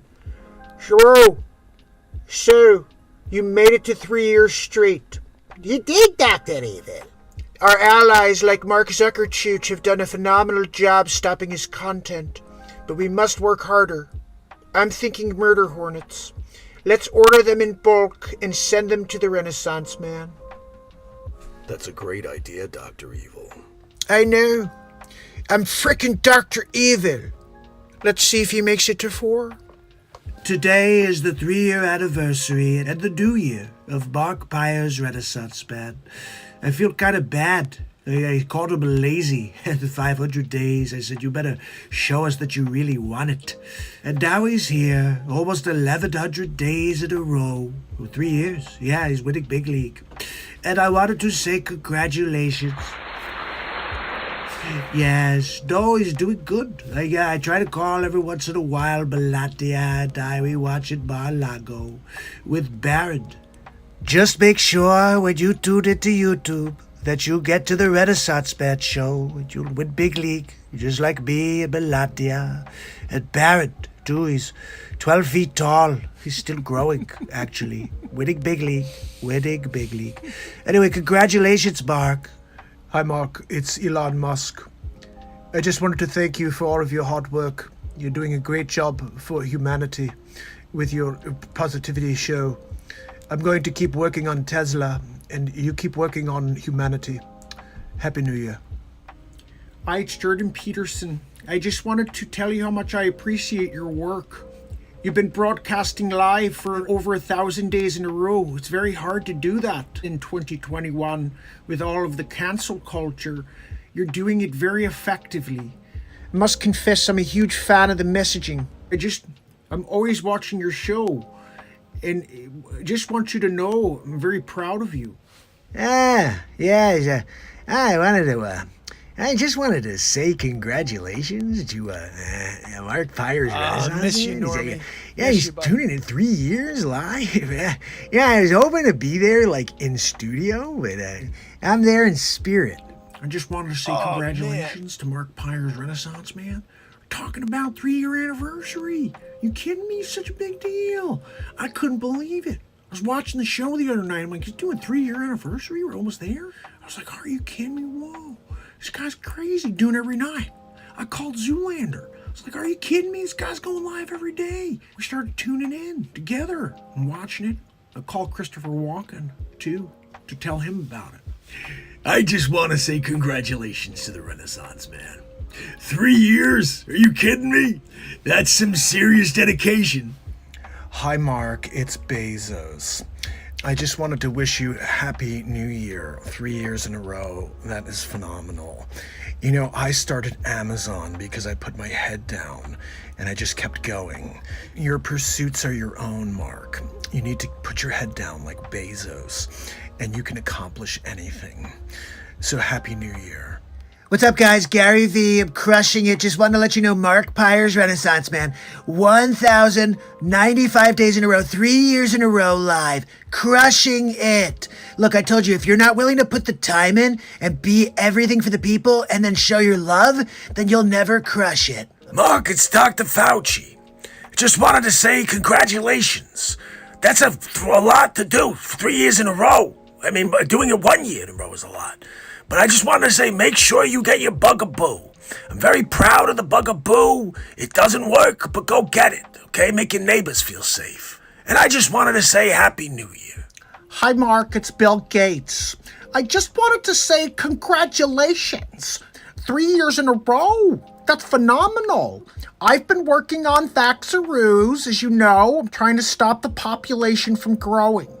I mean, I didn't say that. I'm just joking. Anyway, lots to do. Happy New Year, Mark. Just want to say congratulations on my favorite talk show, variety program. I tune in sometimes, listen to my music. Yeah, and I love it. Whoa, sometimes I'll throw a hoo-ah out there. It's Al Pacino. I'm doing another film right now. It's about the Renaissance Man. Anyway, just want to say thank you. Thank you for all your dedication. This is Richard Dreyfuss. I just wanted to say congratulations to Mark. 3 years live in a row. That's quite the dedication. Look, I just wanted to say Happy New Year's to the Renaissance Man. Hi, Mark. It's Keanu. Just wanted to say you're doing a phenomenal job. 3 years in a row. It's amazing. Even though you're kind of living in the Matrix. I hope you've seen the light of day. Man, he tries to do all his part to see the world a better place. Oh no. Sometimes he gets a setback. Depends, you quit or you go. This man, he keep going. I told him, take a break, go, nap it out, wake up tomorrow, you try again. He doesn't hear me. He does what he wants. He's the Renaissance Man. Show. Oh no. I did. I told him. You're gonna get there. Just don't ever stop. The sun starts burning your feet. You run faster. So I hope you understand the dedication involved and the heart as well. You gotta have a heart. I hope you get this. Now the message is clear as night. Renaissance Man, every night, every day, Forever. make sure you tune in. I'll see you there. It's gonna be a lot of fun. Walk in. There's one of my movies right there, guys. The Wolf of Crypto. So I've done 5 feature films in the last year. They're all on my YouTube page. You can go over and watch them all. There's a playlist there called Mark Pires Feature Films. We usually play a couple of them. It's 12:45 though, so we're probably not going to do it this late. But I've got Batmark versus Supermark, where I'm basically dressed up as Batman and Superman for the crazy improv movie. Everything's an improv. There's no script here. I've never had a script. Everything you're seeing I did live in the moment and created, and then we dropped this piece of content for you afterwards. All of these face swaps. So 2019, leading up to the election, every single day Donald Trump either called me or I had a clip, a face swap of him doing that. And it was topical. So whatever was happening that day, I had my Trump side. Are you kidding me? Dr. Fauci's coming out to talk about the friggin' Corona, right? Look, I call it the fluad with President G-Hole. I came up with so many names. President G-Hole. Came up with Nancy Pelosi. We have so many bits on Nancy Pelosi. The Cuomover brothers, Mayor Cuomover. These are all names I created along the way, but we were suppressed so hard for this content. And I keep showing up anyway. But here, I'm going to give you guys the link to the playlist. So if you don't want to head over to the YouTube, it's cool if you did though to subscribe just to get it in there. I appreciate if you could spread the word on Trovo. I added Trovo to my restream, and I'm just trying to get the word out to as many people as possible that we're here, just connecting on a daily, creating comedy, creating songs live in the moment. All the pedals you see I have. I got a guitar synthesizer so I could play any instrument on my guitar. But I also invented the first drum for singer-songwriters. It's the first thing you could kick and play your guitar at the same time, and it sounds like a drum kit. And you can go to beatseat.rocks, and I'll build one for you. And that's kind of the gist of the show. We show up every day in order to have some fun together and try to get away from the negativity, write some comedy in the moment. And this right here is another piece. This one here is special, okay? We did 36 episodes. We did 36 episodes of the Donald Trump Show. Show's usually live every night at 10:30 Eastern.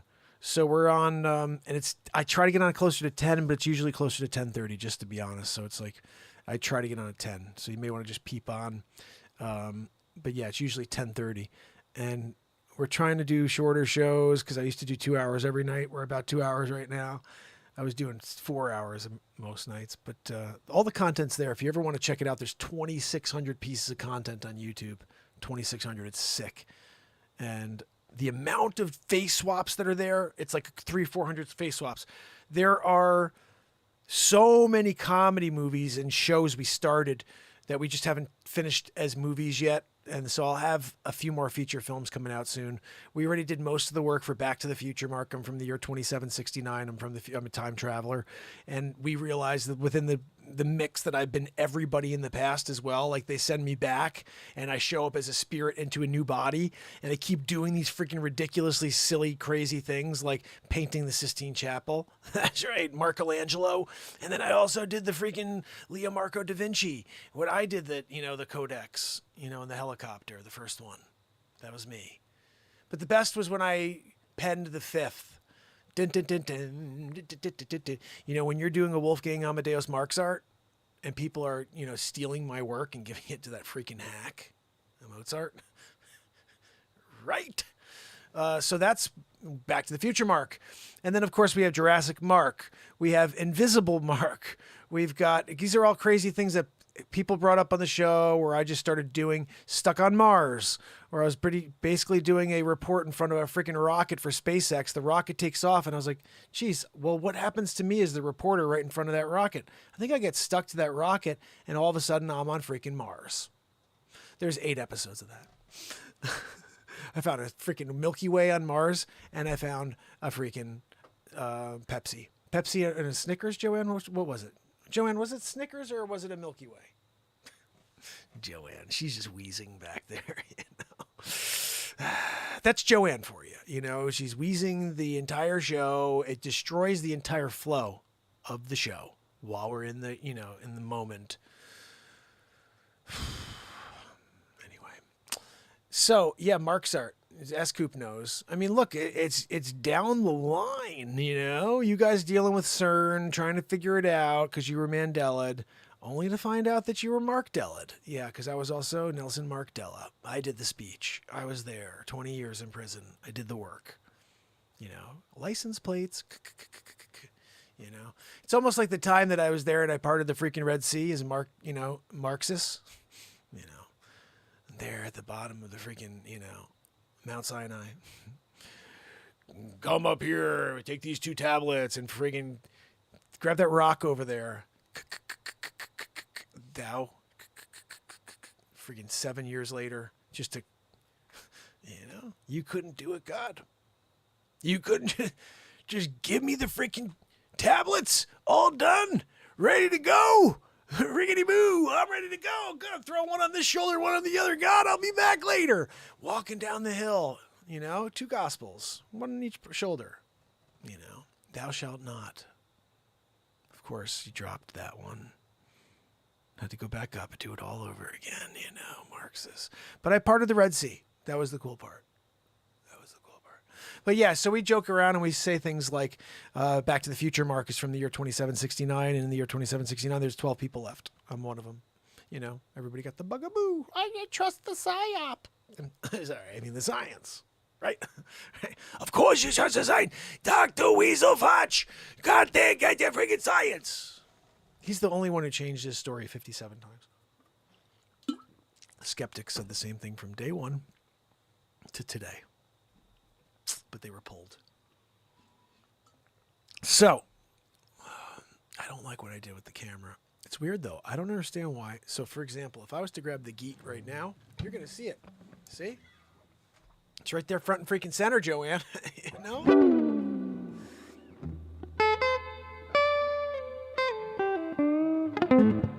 Yeah, Jeffrey, I did, but the problem is there's nothing there, buddy. Like when I go in, it says nobody's there waiting.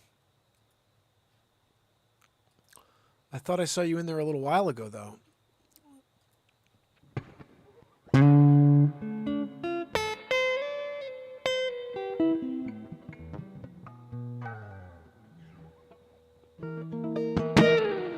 So let me play this for you very quickly, and then we'll get back to the call. Hammerlin Jameson. All right. This, guys, is, to me, probably one of the best face swaps I've ever done, because it's a conglomerate of multiple that I did.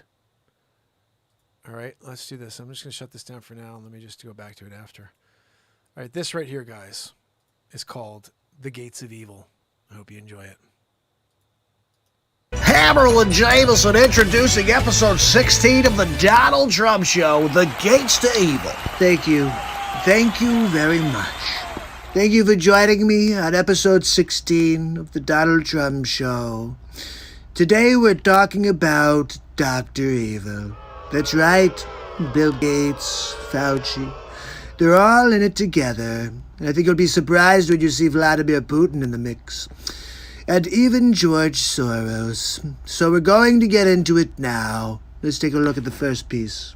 Dr. Evil, are you there? Well, hi, Bill Gates. How are you? Do you have a second to talk?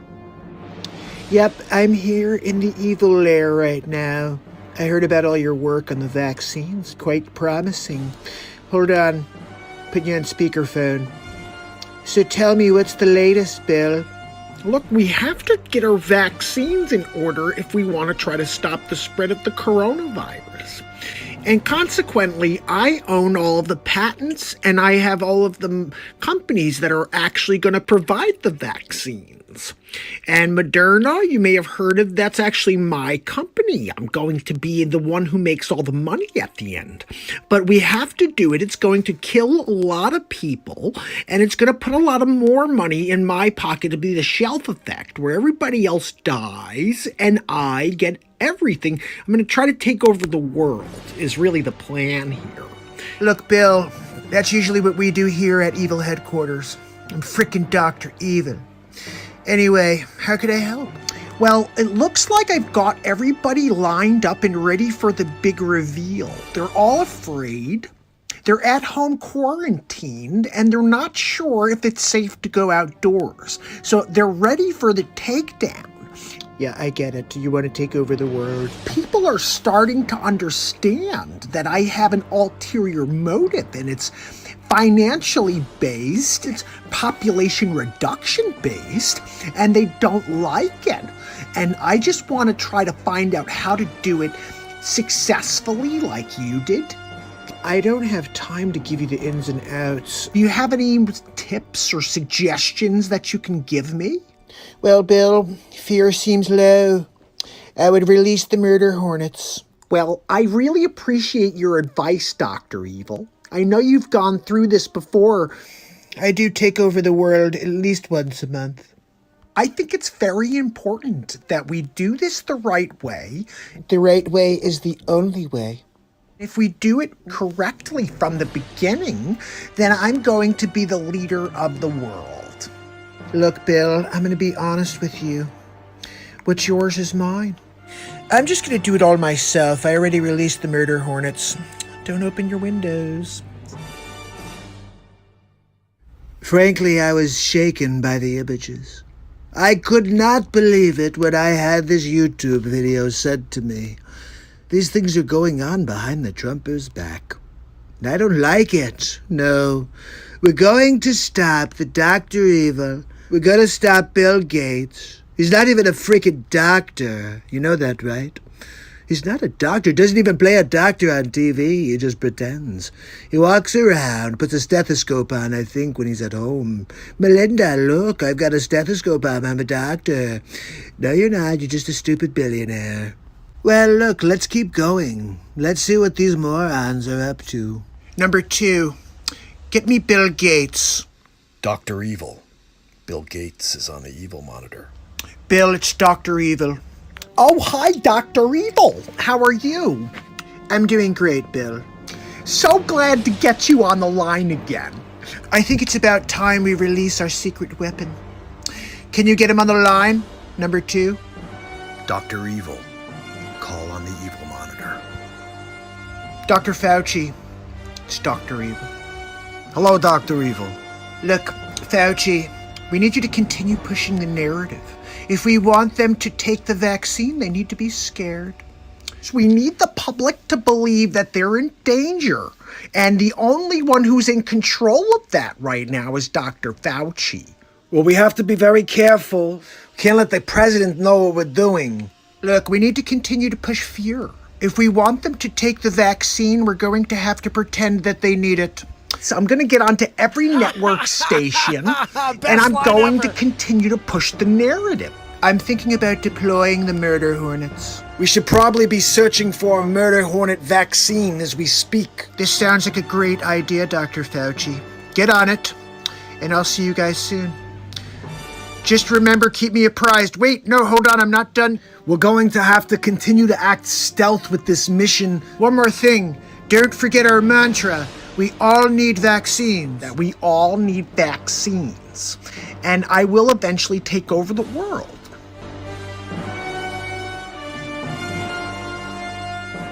See, this is the agenda of the New World Order, run by Bill Gates, President Xi.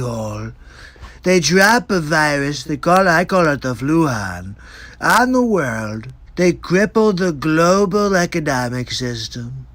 They put everybody in quarantine. They gotta wear a mask. You can't go out without a mask. And everybody's still fine. The death rate's like the frickin' flu. And they say everybody must get a vaccine. Look, I'll tell you what. I'm Donald J. Trump, and I won't be getting a vaccine. You've got an immune system for a reason. You don't need an immunity like a vaccine made by people like Fauci that just are trying to line their pockets with dollar bills, y'all. Dollar bills. So take a look at this last clip. Kinda pisses me off. He called me on pocket dial. You'll see, take a look. Number 2, get me Bill Gates on the evil monitor. Dr. Evil, Bill Gates, is on the evil monitor.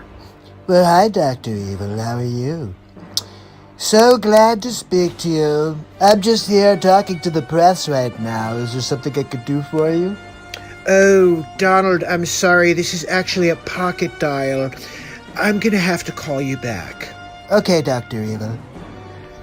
Number 2! That was too freaking close, number 2. I'm sorry, Dr. Evil. Bill Gates on the evil monitor. Hi, Bill. It's Dr. Evil. How are you? Hi, Dr. Evil. How are you? I'm good, Bill. Are we still on track to take over the world? So Dr. Fauci went on the front lines again today and told people they need to do even more extensive social distancing. They need to stay away from each other more. We have to develop the vaccine before too many people die, and then we won't be able to make all of that money. And what does Fauci have to say about it? I'm going to try to get Dr. Fauci on right now. Dr. Fauci, are you there? Bill, how are you? It's Bill and Dr. Evil, and he's on the evil monitor with us. Dr. Evil. Gentlemen, the fear-mongering's not working. You're going to have to find a different strategy. I'm getting very nervous about this, Dr. Evil. I think I may back out of this entire thing if we don't bring the vaccine to market next week. I'm out. Take a breath real quick, Dr. Fauci, because we're almost there. All right, we put all the money out there. We have the patents, and we have everybody at home right now. So all you have to do is continue the narrative. The president is starting to become suspicious of Fauci. Dr. Fauci, we really need you to come through for us here. Look, the president is smarter than he pretends to be. Fauci, failure is not an option here. I'm sorry, gentlemen, but I will not take a fall for 2 megalomaniacs. Okay. I think I've heard enough. Excuse me.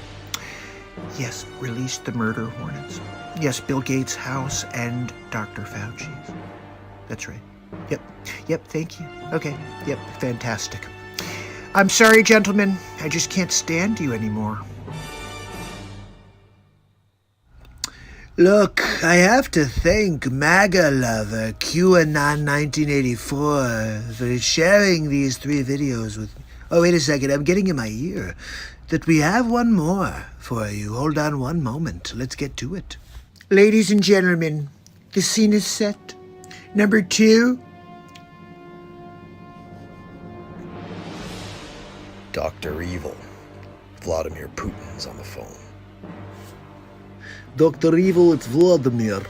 We have the news. Well, it's really good to have you on the line, Vladimir. I'm so glad that our plan is working. Right now is good mission. Is an American run. Look, all I want you to know, Vladimir, is that we have to put the pressure on. More cities. They riot in the street. Good. Now to part 2, our secret weapon. You know who I'm talking about. Let's get him on the line. Dr. Evil. George Soros is on the line. George, Dr. Evil. what's the deal? Can I play too? What you got going on over there? Give us the scoop. I want to play. Let me put you on speaker. Yep, here we go. What do you got, George? I'll put money in as well, and we could take over the solar system. We have to find a way to stabilize Donald Trump as well. Bring Trump Walker to me. I will turn him, or I will destroy him. You know, I have to say, I did not expect to see George Soros turn into Emperor Palpatine. Who knew? Who knew that Emperor Palpatine was really George Soros? Typecast. Typecast, really. I heard he also played Jabba the Hutt. They didn't really even need to use any makeup. Look, the one thing I'll tell you about Donald J. Trump is I keep my friends close, but I keep my enemies closer. I'm gonna call Dr. Evil right now. That's right. We're gonna have a conversation about all of these videos because I don't like when people come after the Trump. Hold on, people. The phone is ringing. Number 2.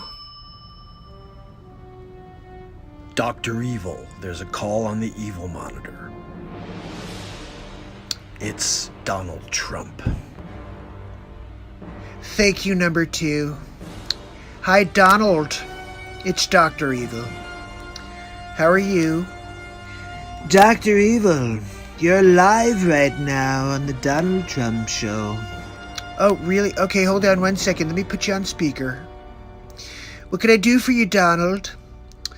You're actually the subject of episode 16 of the Trump show, and I just found 4 videos, quite incriminating. And before I send them to the high courts, I just wanted to see if you have anything you'd like to say. Well, Donald, simply put, I'm freaking Dr. Evil. Look, Dr. Evil, you know, we've had a pretty good working relationship in the past, but that all comes to an end now. Next time you think you could take advantage of the Trumper, just get ready for a steaming pile of rockets all over your face. I'm gonna drop them all over your evil compound, wherever it is. I wish you lots of luck on your search, Donald. We're gonna find you, Dr. Evil. I'm going to find you. Look, Donald, I really don't care how you feel. Sorry. Perhaps if I tell you about the newest technology we're gonna use to take you out in your compound, would that interest you, Dr. Evil? No matter what tech you have, Donald, you get... Hello? Donald? Number 2! He hung up again, motherfucker! Yes! So if you guys were here long enough, or if you've been watching the show long enough, I've done about 15 episodes of Dr. Evil. And at the end of every Dr. Evil episode, Trump hangs up on Dr. Evil. It's just like the best. And we did those episodes where, Bill Gates and Dr. Fauci call in. And those were just little one-offs. And I put them all together into episode 16. And I'm really happy with that. That's like a little mini movie there. But guys, I wanted to give you guys the full feature film list over there on Trovo. My buddy Jeffrey's on right now. We're going to bring him in. Jeffrey, you with us, pal? He's connecting the audio. Connecting the audio. Bob, I don't treat patients on vacation, Bob. Dr. Marvin. Dr. Marvin. I'm doing the baby steps, Dr. Marvin. Hold on, let's see. I got to go over here and open this up, I think, and give Jeffrey a little hand. Jeffrey, you there, pal? I'm clicking that. I freaking love doing that. You know what I mean? To me, that's the coolest. Wait, how about now? You there, buddy? I can barely hear you. How do I do this? Let's see. I never used Zoom before. You got to bear with me here quick. So I think it's probably asking you to click on something in order to get your video going. But I can hear you. Okay. Let's do this. I'll give you a little intro music. Little intro music. Oh, we got the fan above here. Let's see here. I got you now. Hey-o. Jeffrey, oh brother, look at that. There he is. How's it going? Dude, you know what? It's so cool. You know, it looks like you got one of those pinwheels on your head. Because you got the fan. I right kind over of your do, head. actually, yeah. It's hilarious. You got the fan right over your head, so it looks like a pinwheel. Like, you know, when you're like at a park when we were kids, you threw a little pinwheel on, like a little red hat, little white pinwheel. Heck yeah. There he is. How you doing, buddy? Hey, there. I'm trying. Yeah, this is cool. I never used Zoom before. It's first time for everything, right? Yeah. At least that's what they say. How you I don't know been, how buddy? to turn you up though. I can barely hear you. Oh, yeah, I'm not sure. I could hear you. I could hear you pretty well over here on our end. But Okay. That's why I'm so close to the phone because I can barely hear you. well, how about this? Yeah, in between me talking, then you could back up so we could see you as well. There he is. So yeah, I don't know how to turn up the volume, but it's good to see you, bud. It's the first time we've had a chance to chat.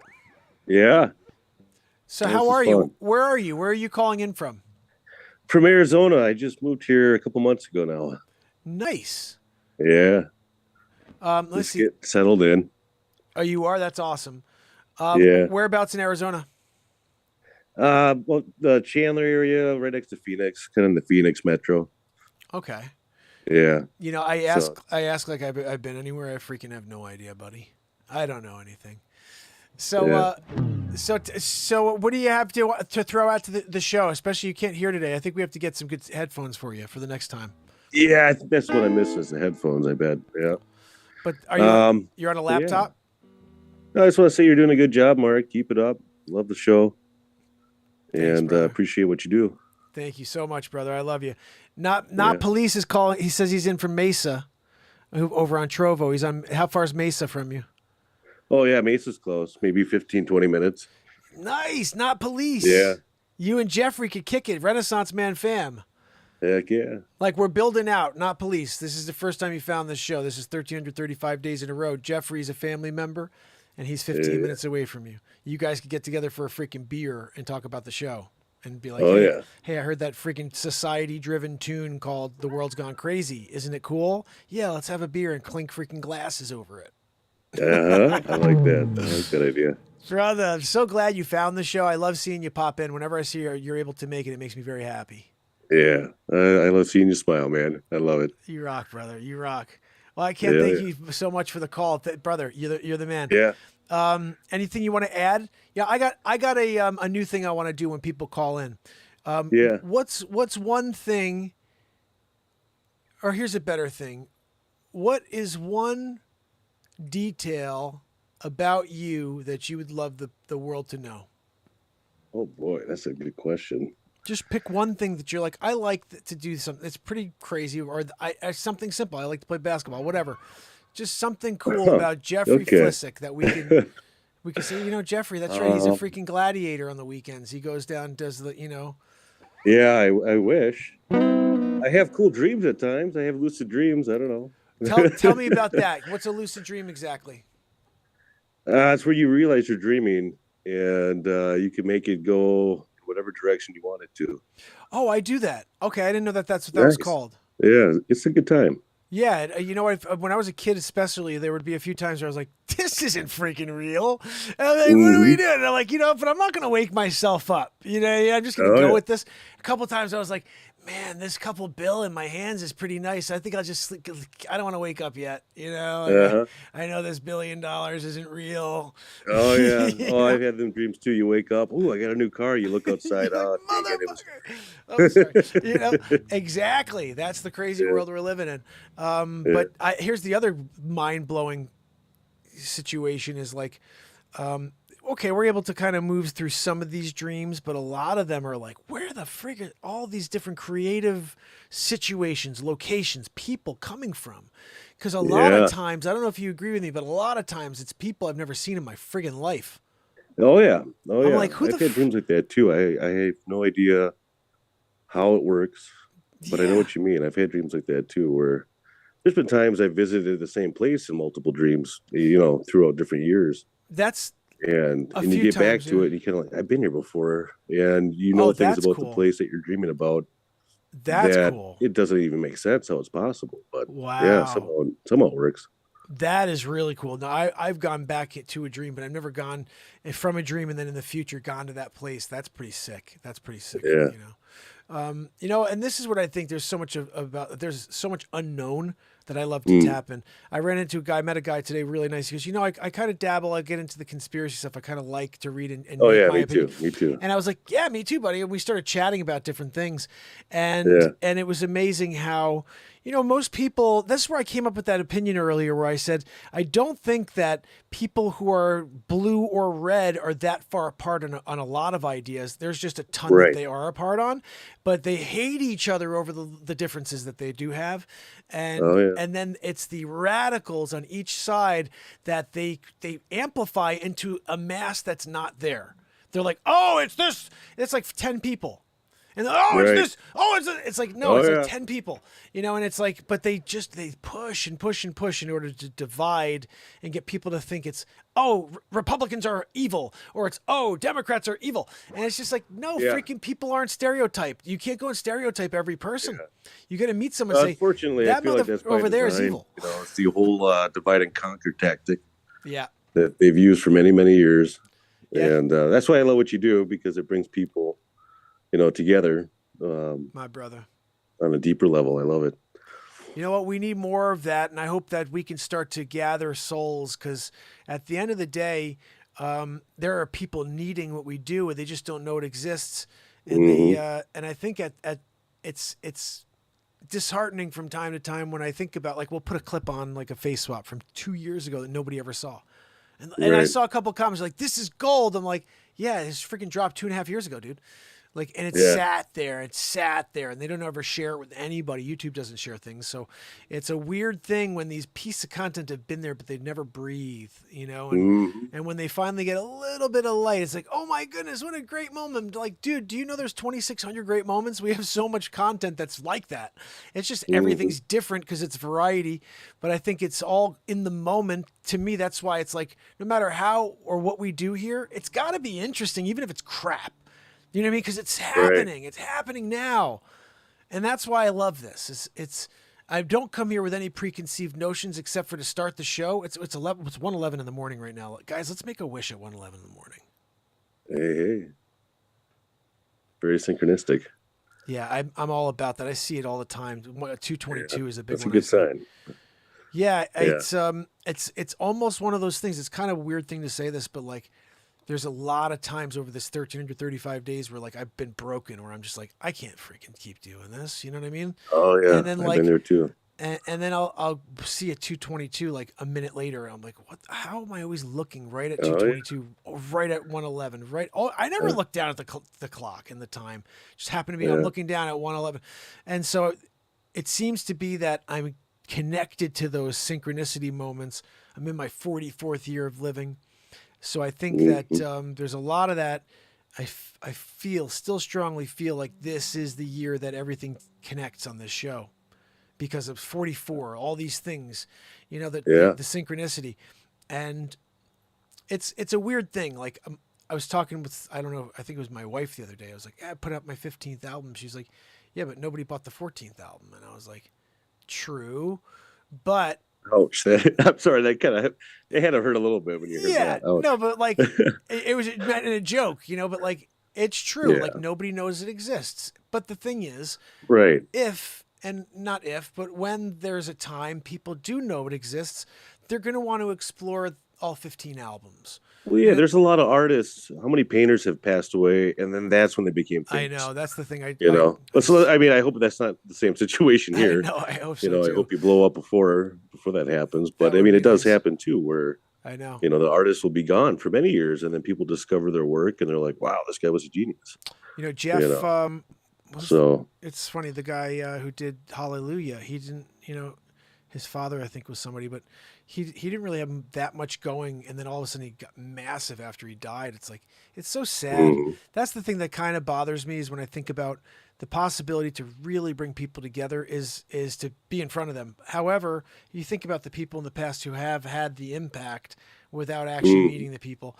And so it is about the content. The content's there forever. So if today's my last day, that's why I keep driving hard. But if it is, then the content will be something that people could look at and say, yeah, it's never what's in vain. next? That's for sure. Yeah, but It's never in vain.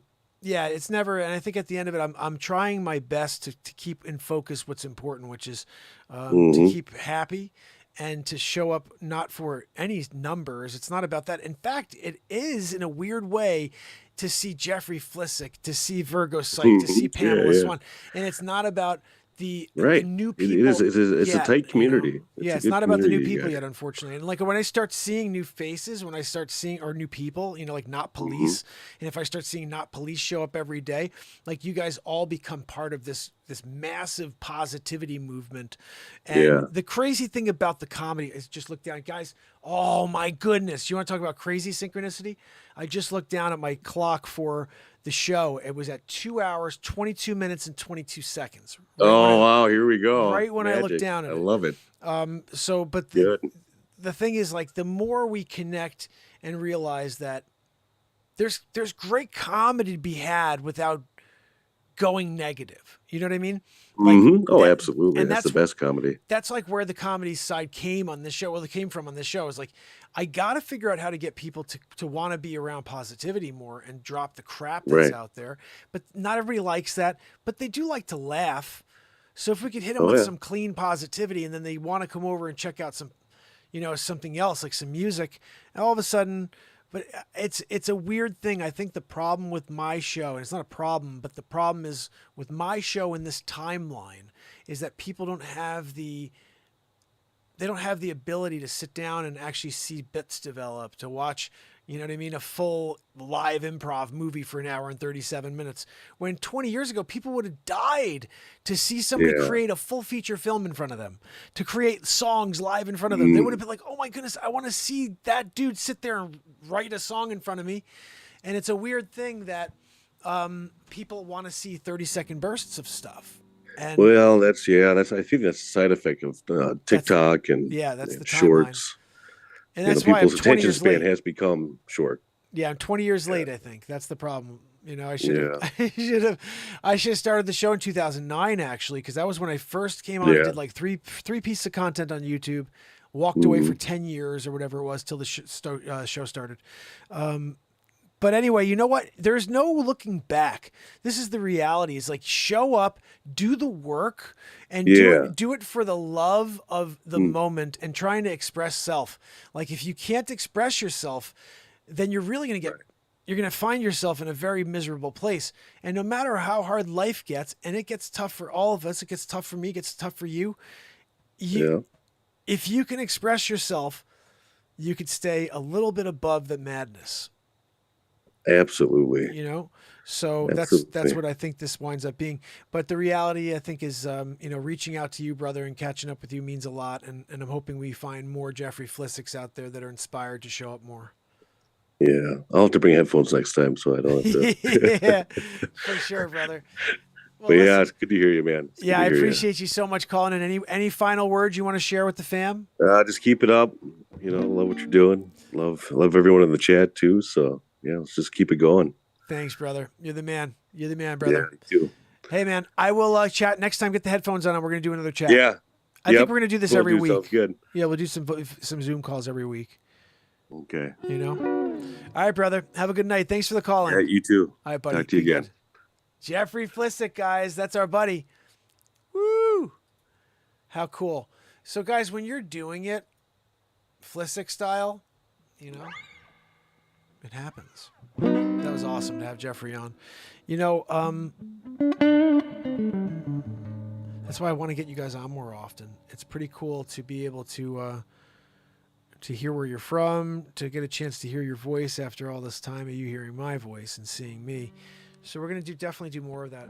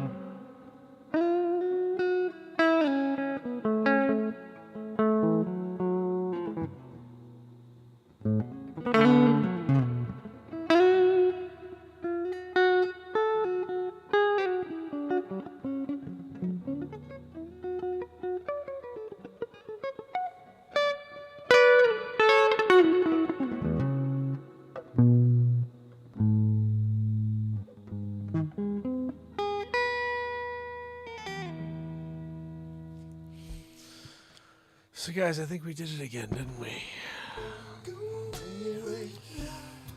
1,335 days in a row. Renaissance Man show, doing it in the friggin' moment. Comedy news all day long on TikTok. And then every night, we're doing whatever the frig we did for the last 2 hours, 27 minutes, right? So make sure you subscribe if you haven't yet on the YouTube platform. On Trovo, if you haven't yet on the Trovo Flame, you gotta get over going, you know, you gotta go on, you get over here. I don't even know what that impression is, Joanne. Joanne, stop your wheezing. Oh, goodness. Guys, of course you know Joanne is not real. Look, tomorrow, it's Sunday. It's the day after Saturday. We can do it all over again for the 1336th day in a row. So if you could spread the friggin' word that this show is the longest running show on Earth, and it's mad. It's freaking mad. Like, Mad TV was crap compared to how friggin' mad this show is. Go check out the feature films, all kinds of crazy comedies, right? What are we talking about here? Guys, seriously though, not even joking. Okay, I am joking. But I'm not joking about this. You freaking rock. Tomorrow, we're gonna roll. Not like, you know, like we did some drugs and we're rolling. Like, I'm saying we're gonna roll after we rock and roll style together, you know? Oh, I wanted to show you one thing. Do you guys remember I told you how my glasses were eaten by Maggie? I got 2 dogs. I got a freaking Australian Shepherd / German Shepherd, or, you know, English Shepherd, and Max. We call him Max Scott because he's our freaking Max Scott for the show. And then we got Maggie. Maggie is a freaking St. Bernard. Massive already. The head is ridiculous. You know, like I'm looking at that thing. I'm like, Mongoloid? Like, what are we over here, right? That head's out of Blazing Saddles. Mongo, you know? Hey, Mongo. Like, I'm thinking either that or it's Matuzak from Goonies. You know? Hey, you guys! Rocky Road? I'm waiting for it. And then I'm like, oh, no, it's not. But anyway, it's just Maggie. Maggie decided to, I don't know, I think Max is like a duo, like the dual team situation. I should have filmed this. This should have been a good TikTok. I put the glasses up on the freaking countertop, right? Max comes out, he's like, oh, what's the glasses? Daddy's freaking glasses? Let me pull them on the ground. Bang, biggity freaking boo. What happened to my Where's the other arm, first of all? Where's the other half of the other side of the freaking glasses? Right? No, wait, get ready for this. Look at this side. She freaking annihilated this thing. Can you see this? Hold on. That's metal right there. I don't know if you can see this. I'm bringing this close. Come on, dude. Let me bring it. That's all metal. Freaking Maggie! Shoot the freaking crap out of that thing! Holy cow. Like, right? What are we talking about over here? So I was thinking, hold on, I gotta see what's going on the screen real quick. We have a new recipe that we have to learn. Maggie, you know? I think just a little tape. You know? A little tape and it's good to go. You know? I'll be able to go into the store, Poindexter style. Oh, can I get... What the frig is wrong with your stupid glasses, sir? Maggied. I got Maggied. What's it? What is that? I got a stupid freaking St. Bernard, the head is the size of a freaking Volkswagen. Yeah. Ate the stupid glasses, one bite.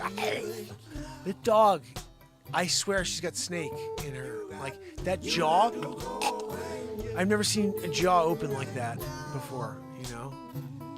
I'm waiting for her to swallow the thing and then just like the stomach starts doing this weird thing in it. She literally eats socks, but doesn't chew them. She just freaking swallows socks whole. Not even joking. I'm taking a picture next time. Full socks.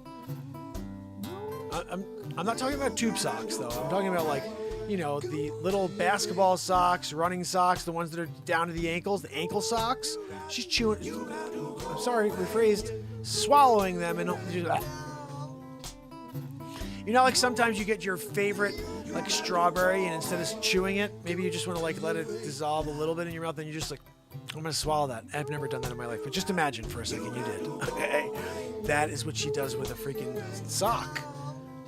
And then a couple days later, it's not good. Not good. She's eaten 5 socks, I think, so far. She had to have surgery once. Had to cut her, because she ate a ball.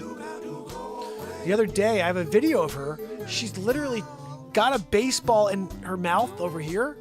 And when I looked at the baseball, it looked like a murder scene. I couldn't believe she chewed through that freaking baseball. The leather was done. She's down to like the freaking rubber core. You know what I mean? The head, the side, I swear, there's something with that. There's something wrong. Something wrong with that head.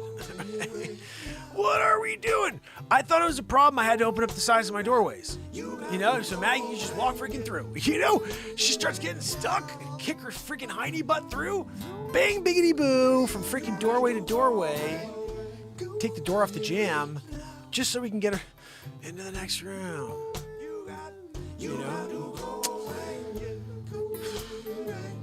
Outro monologue, outrologue. That's what we do sometimes. A couple little comedy bit on the way out. Maggie's ridiculously massive head. Stupid head, really. Some people would say it's like a mongoloid situation. If you were looking up mongoloid in, dictionary, Webster style, most likely you're going to see Maggie's dumb head. Boop. With the jaw opening.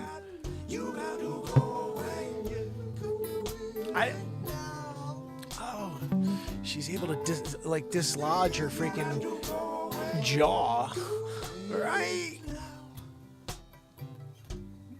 She put a hubcap. She's got it in her freaking mouth today. What are we doing over there? You know what I mean? You gotta take her to places as party, like a party freaking, favor. Guys, you want to laugh a little? Look at this stupid dog over here. You imagine you just bringing her to parties? Like, I need a laugh. Yeah, you need a laugh. Check out the freaking head on that dog over there. Holy cow, what's going on with that head? We're trying to figure out if it's Guinness style, I'm calling Guinness. I think we got a head that's worthy of your book. I'm sorry, we can't. It doesn't qualify. How does it not qualify? It has to fit on one page. You know the rules. The rules are it has to fit on one page to be a part of the Guinness. And that head from that stupid dog over there is easily a 9-pager.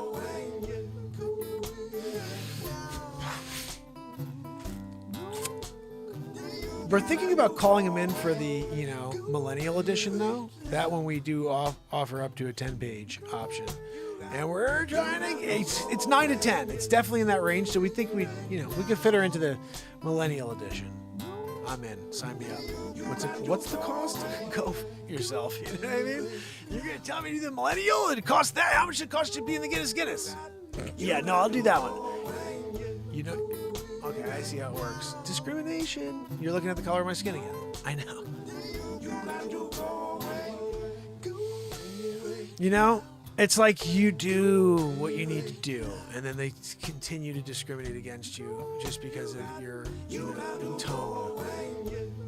Guess I'm just not white enough, for you. With all of your, entitlement. If I was only this shade of white,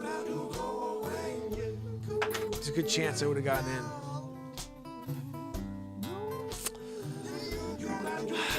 No, Joanne, I know, I'm just joking. She goes, you're getting a little racy there, Mark. I was joking about the racy, race thing.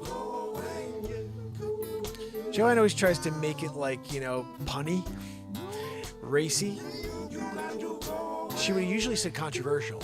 But because I was talking about skin color, she says racy. You see, that's how her mind works. Creative genius back there. What's that, Joanne? No, Joanne, I know your wheeze is kind of the heartbeat of the show. She goes, you have no show without my heart, without my wheeze. Tell me something I don't know. Again, guys, Joanne's not real. Anyway, guys, tomorrow we do it all over again. Jacqueline Grace, MJ Mama, Pamela Swan, S. Coop, Stacy Michaels, and if you're out there doing a lurkaroo, you guys are freaking awesome. Sol Sheckelstein, you freaking rock. Hey, buddy, I don't know how to build out.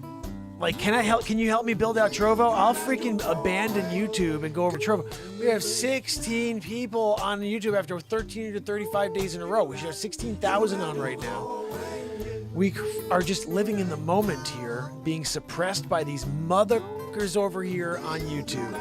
And no matter what I put out, no matter how funny it is, how good it is, if it's bad, whatever, no matter what, they just don't share it. So if Trovo is a place that they will share and they'll get people to come and join us while we're live every day, guys, let's freaking leave this freaking Cracker Jack stand and let's go rock it out on Trovo.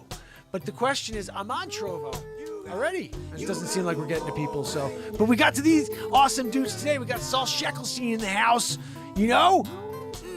And not police. And when you're doing it, and you're not the police, and you're a freaking Sheckelstein at the same time, you know, that's a double-decker situation. The Lifeboat, my brother Tommy in the house. Guys, if you haven't, and I'm sure you have already, subscribe to my brother Tommy in the Lifeboat. We love Tommy. And Not Police, is a pleasure meeting you tonight. Thanks so much for kicking it. Please continue to spread the word if you can. Get other people to join us. We will be here every day of the year, hopefully for the rest of the time. As long as this heart beats, I'll be showing up. And Hermes, thank you so much. If you're still out there, thanks so much for dropping some comments tonight and kicking it with us.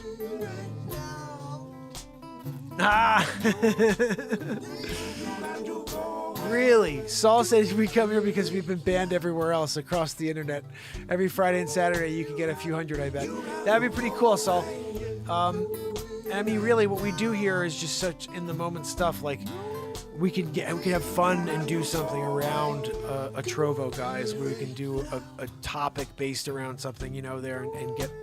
I don't even know how Trovo works, how it works differently than other platforms, but I do have to say that A/B test here we did on YouTube told us a lot, and we do know that they friggin' blow this platform up every night into a hole, and they're just like, let's just cover it up, cement on top of that, and then on top of the cement, let's bring in like 6, inches of dirt, topsoil, the good stuff, and then we're throwing down seed and grass on top of this mother. You know what I mean? And they do that to me every day. But you know what? I'm showing up again tomorrow. So, until then, fam and friend, Jeffrey, thank you so much for calling in. It was a lot of fun tonight. Oh, goodness. And guys, we had a Wolfie sighting earlier, too. We'll take some more calls this week, Zoom style. Until then, it's Mark Pires.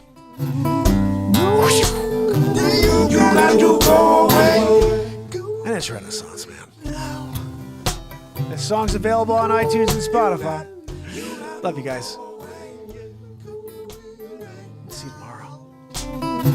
You got to go away. You got to go